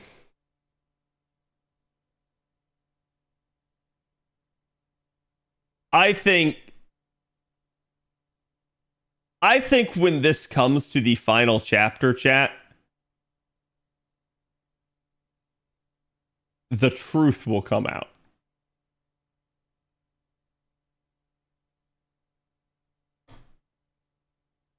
And the people that really like to hate on FGO and the people that dog this game, they'll change their tune real fast. I think you're going to see people come together. I think you're going to see people be excited, be happy, be glad to finally get answers. But I think you're also going to see that they want more. I think that is what we will see. They want more. It's tough to replace something that you have played so much and poured so much effort into, and to just be like, yeah, I want it to die. That's a tough thing. Like, this is bigger. For most of us, I think this is bigger than a gacha game now. I think this sort of thing is now, it's in the realm of, how should I put it? It's almost in the realm of a lifestyle.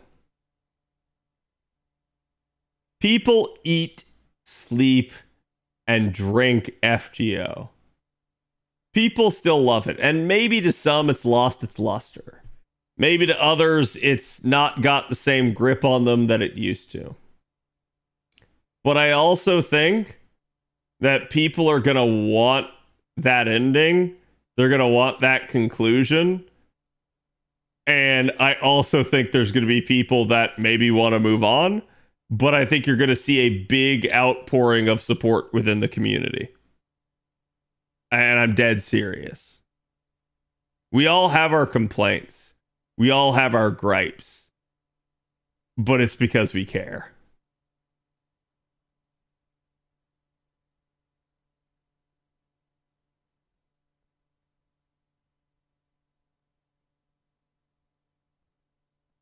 I think FGO is the sole reason for them to stagnate. While I kind of agree with this, I'm also going to tell you guys this flat out. When FGO came out, people hated on it. Why? Gotcha game. Just didn't like FGO, didn't like Fate. Some of these people, you could give them the entire world and they would still just want FGO to crash and burn. And those people are just best ignored. And I've learned that. It's like, wow, that is never going anywhere. I certainly would like to see them do a little bit more with it. I would love to see them make improvements to the game after, you know, this arc concludes. And maybe that is the time. Maybe they're freed up to do something like that. But yeah, I actually think this interview doesn't doom, and it's surprising to me. I think this interview has conviction. This interview literally says, it is what it is, but we're going to keep going. And how and what form that takes depends on you. I think that's what this interview's final message is.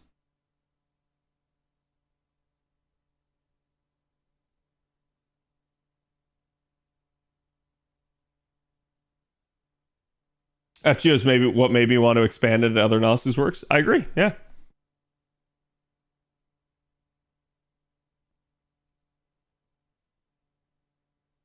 The real question is, are people who don't want spoilers ready to avoid social media for quite a while when the final chapter drops? No, I don't think so. And I'll be honest, I don't think that's a real question, really. I think, like, well, yeah, like, nobody wants the spoilers. I think at the end of the day, it's not going to matter. We're all headed there in 2 years eventually, anyways. So FGO has lasted longer than me with my marriage. Oh god.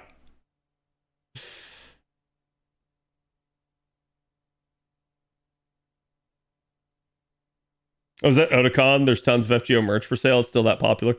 Fate is popular. And I'm going to be honest with you guys.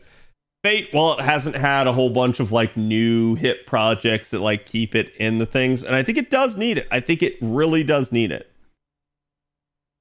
But there's one thing that really carries Fate, and especially FGO. Now, hear me out, chat.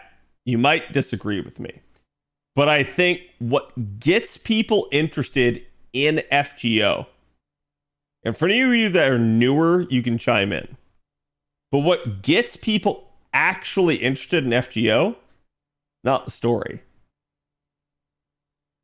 It's the character designs. I think when they see a character design, it interests them. And they go like, who's that? And then they look into it. And then they find out about FGO. And then they get intrigued. And then they check it out. And then the story gets them. And I think that is something that FGO does really well. FGO's usually like top tier character designs most of the time.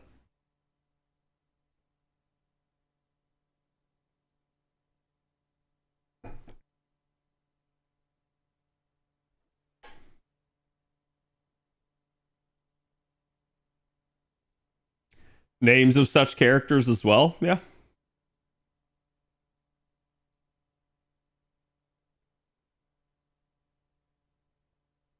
I was a Fate fan, but refused to play FGO until I saw Merlin. Checks out. I bought a figure of Ozzy way before I ever even downloaded FGO. Yep. See my point, chat?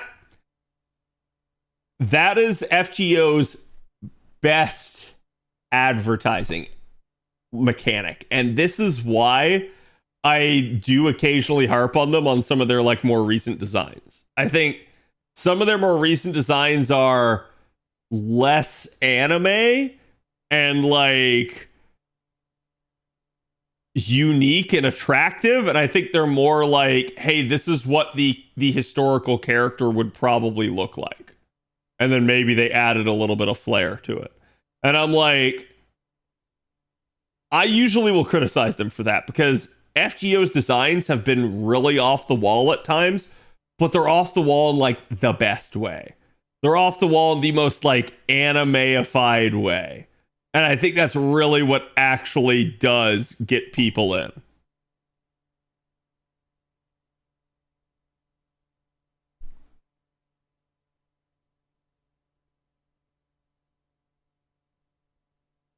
But when I saw King Hassan and Kets, I got back into it in a much bigger way. Yeah.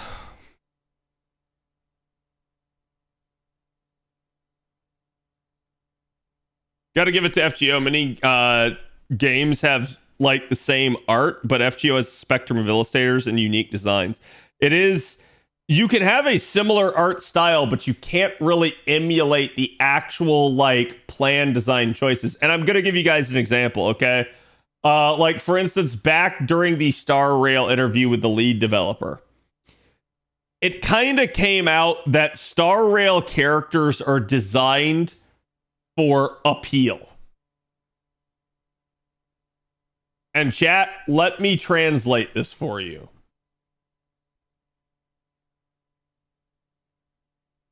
Star Rail characters are basically designed for appeal, aka whatever makes the most money. Conversely, I think FGO characters are designed first and foremost with like the story and like it's appeal, but it's appeal in a different way. It's not like, hey, we want you to spend money. It's we want you to like the character. We want the character to be impressionable. And I think that difference, that's one of the reasons why FGO is kind of goated. I think every design they try to make to be impressionable, and it works in so many ways.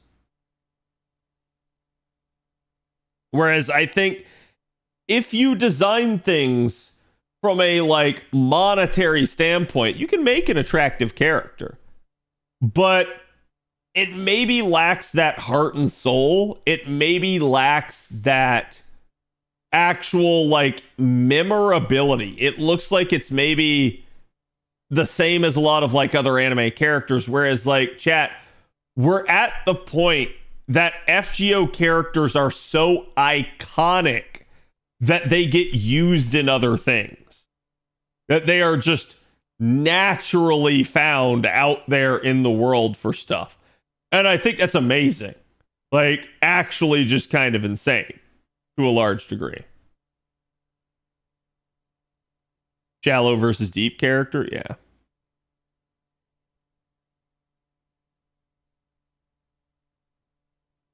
Again, Evelyn, yeah. FGO characters are so impactful that ZZZ has Lartoria at home.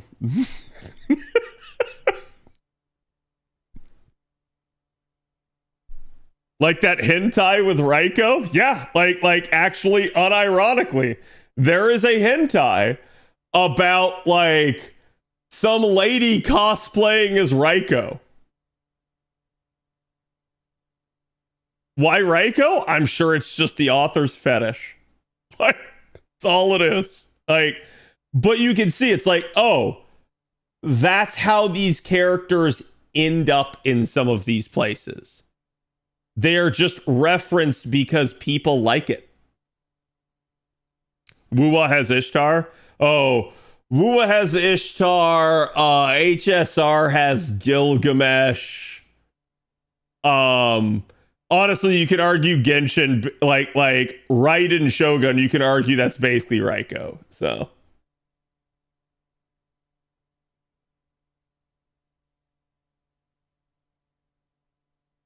Raiko hentai is peak. Yes. I like how that got auto-modded, by the way. But yeah, it's like, at the end of the day, I can see the influence that it has.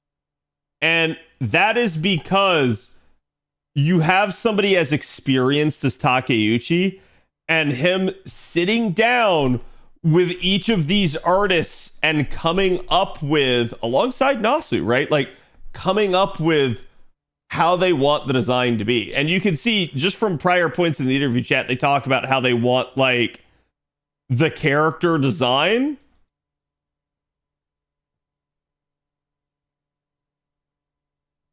And then that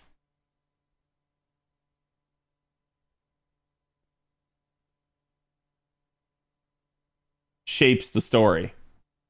So they actually like, they have an idea for the story that they want, but then depending on the character design, the story changes to suit that. And I find that so interesting as somebody that's like, you know, dabbled in writing myself, tried to come up with characters myself, tried to like work with artists on designs. That is such an intriguing way of doing things. Because I think most people just like have in their head what they want something to be. And they also have in their head the story that they want. And they just smash the two together. This is, hey, we're going to marry the two. We're going to let it ebb and flow as it needs to. And that I think is like really, really cool of them.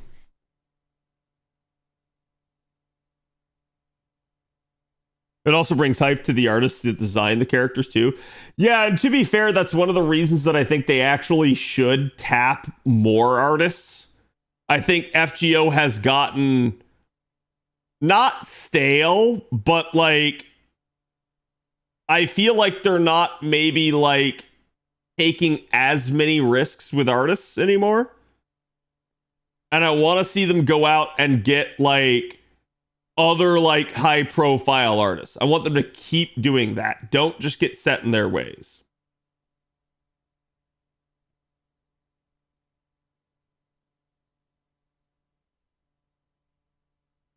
There are also some artists who should be given more opportunities for servants. Yes, Shaka P. Redrop. I completely agree. I'd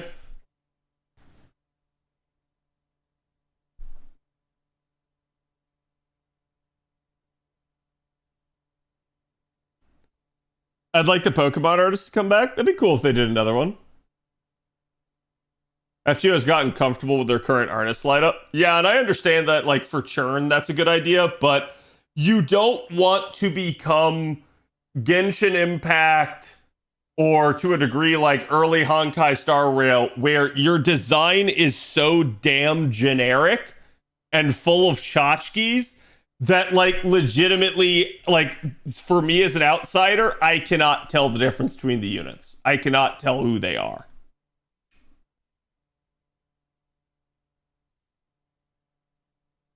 Like the experiment with the Danganronpa art style? Yeah, I think it's fine. People get, like, upset over the art styles in FGO, but chat, do you guys remember when Tez first came out and everyone was upset over his art style, and now no one cares? No one cares. It is perfectly fine. Everyone has just gotten used to it.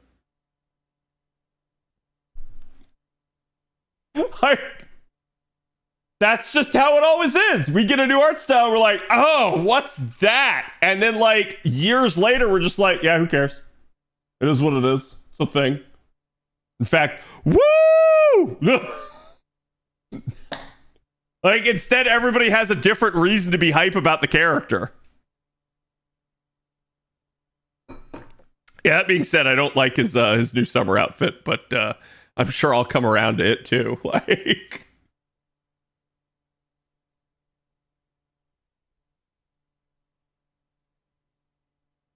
the only thing I recall about Tez's art style complaints is people memeing, "Oh no, he's hot."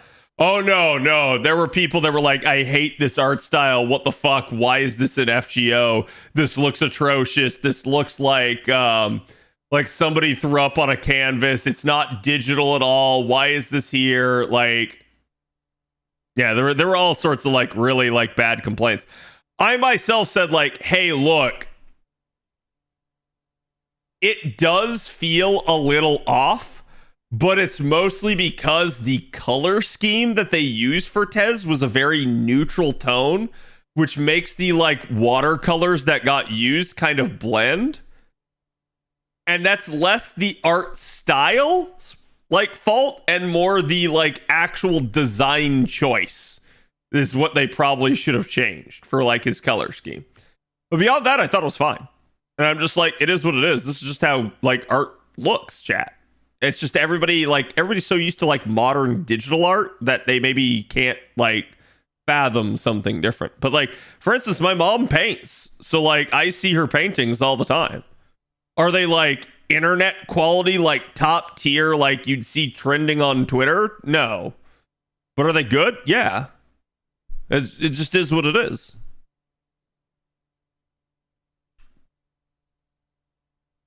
Cowards actually for making him wear pants. I'm gonna be dead honest with you. I think the pants look terrible. Like, I almost agree with you. It's like, at that point, just put him in a Speedo or something. Like, I don't really care. I just think it's like they basically made him like Crocodile Dundee in booty shorts, and it just looks really odd to me. Like, they want him to look macho, but then they also want him to look like he's going to, like, some sort of, like, nightclub.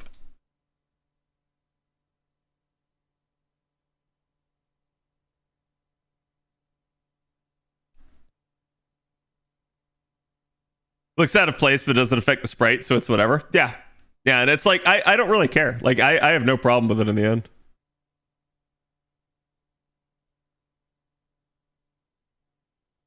You know, being ugly is more memorable than a generic anime design. True. You're actually not wrong. Like, there's a reason I remember that. And if you ask me to remember, like, literally, like some of the characters from, like, Genshin Impact, I could not recall their name. Like, at all. Because to me, they are just generic anime design. They're not, like, hey, what does this mean? What is that? And it's like there probably is explanations for it all, but I don't know why. It's like I don't care.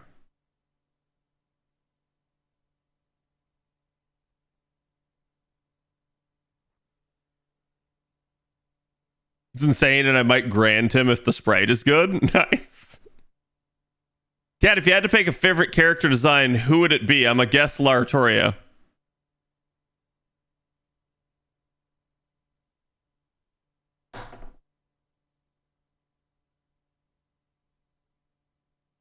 I mean, I don't know. You ask a question you know the answer to.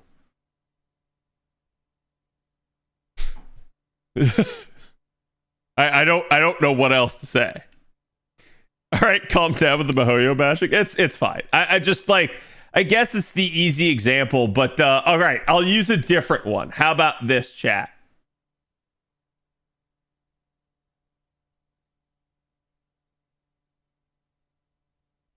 I don't know why it auto-modded you, Jay, but whatever. So like, to use another example, chat, how many of you guys remember names from like the characters of the Star Wars sequels?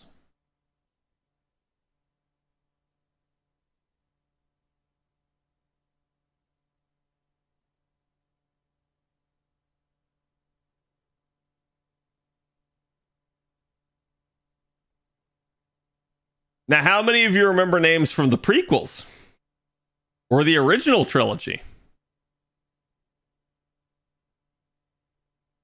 Like, yeah, everyone. Like, I remember, chat, I remember Kit Fisto. Okay? Like, I remember such obscure bullshit names that, like, you know those characters had an impact on me. You know I cared. But, like, the sequels? I don't fucking remember that. That's the difference in proper character design and development. Okay? When the character matters, Salacious B. Crumb. Yes, there you go. When the character matters, you remember them. And an example of this is Biggs and Wedge are literally such throwaway characters in the original Star Wars movie. And yet they have made it into every single Final Fantasy game since, like, I want to say it's like, is it the beginning, or is it like since at least Final Fantasy like 4 or 5? I remember, like, you know, that's a thing. Sebulba greater than the entire cast of the sequel trilogy. You're right, Bantha Poodoo. So that's the point that I'm trying to make. Is like, when you care, there's definitely a matter there. But at the end of the day, it really just boils down to, if you develop and set things up right and you give people a reason to care, they will. But a lot of it is just first impressions matter. Like, chat, I was walking through... I'm not going to say this happens all the time, right? Because it doesn't. But I was walking through the parking lot, going to the car with my dad, and literally a guy's riding by on his bike, and he goes, "Hey, looking sharp, fellas. Good job today." And just like, rides off. I was like, sweet, thanks. First impressions matter. They really do. Like, that's the only thing I can tell you, is that, like, when you actually design a character to look interesting, appealing, memorable, impressionable, that character is going to stick with somebody. They're going to remember seeing it.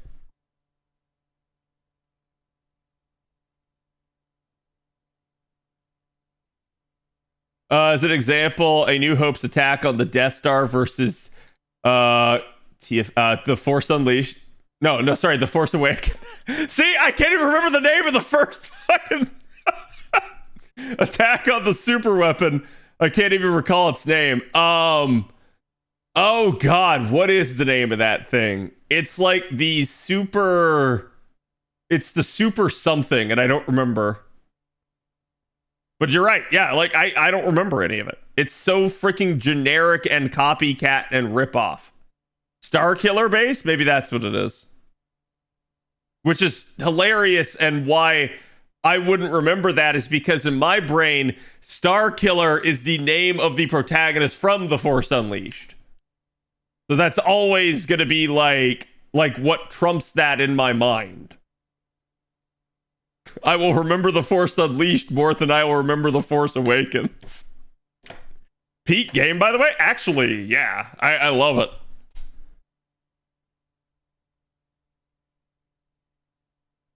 But that's like, I really think it matters. I really think how you handle all this stuff and designing a character to be memorable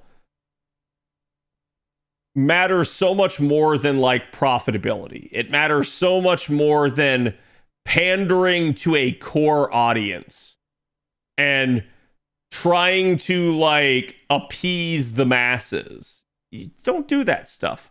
Make a character that feels unique. Make a character that is interesting. And then that character will feel alive. And that character will be a good character if you write them well. And then you don't have to appeal to the masses. You don't have to design them better for money. Because they're just already good. And they just sell themselves. If you make it well, people will buy it. If you make it to make money, people won't buy it.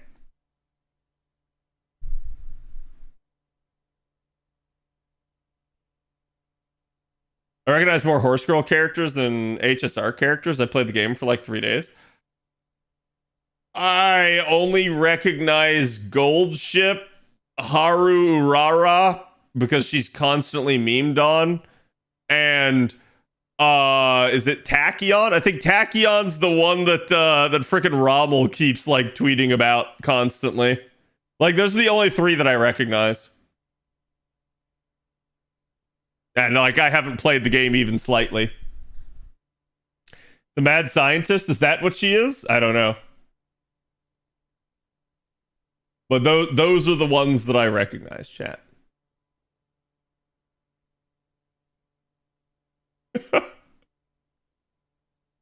Steve was watching Fantastic Four with his girlfriend, and he goes, Fantastic Four was okay. I'd wait for a stream of it and then pirate stream it.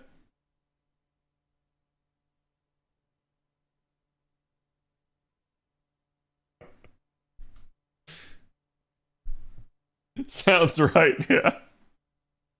Anyways, chat, it is 11 o'clock. You have a JP live stream in like, how many hours is it, chat? Like 6? It's soon.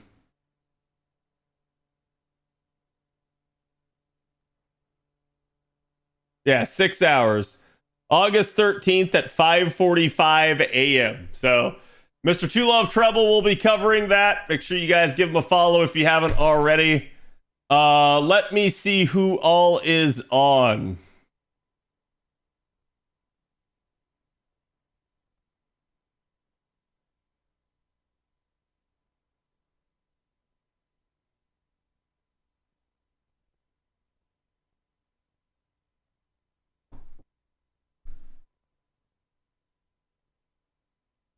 We got a Mr. Gotcha Gurus on. I'm gonna send you guys his way. So again, thank you guys for being here.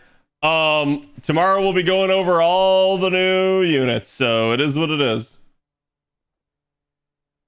Did I spell that right? I did. Excellent. Okay, so again, if you guys haven't already, check out the new waiver video. I went into exhaustive detail about waivers impact, or at least potential impact, because there's still more stuff we didn't cover there. But again, good one. And if you haven't already, join the Discord. Follow me on Twitter. Follow me on Twitch. It's free over here. Subscribe on YouTube. That's also free over there. And I will see you guys for the next one. Go give Gotcha Gurus my love. Good night.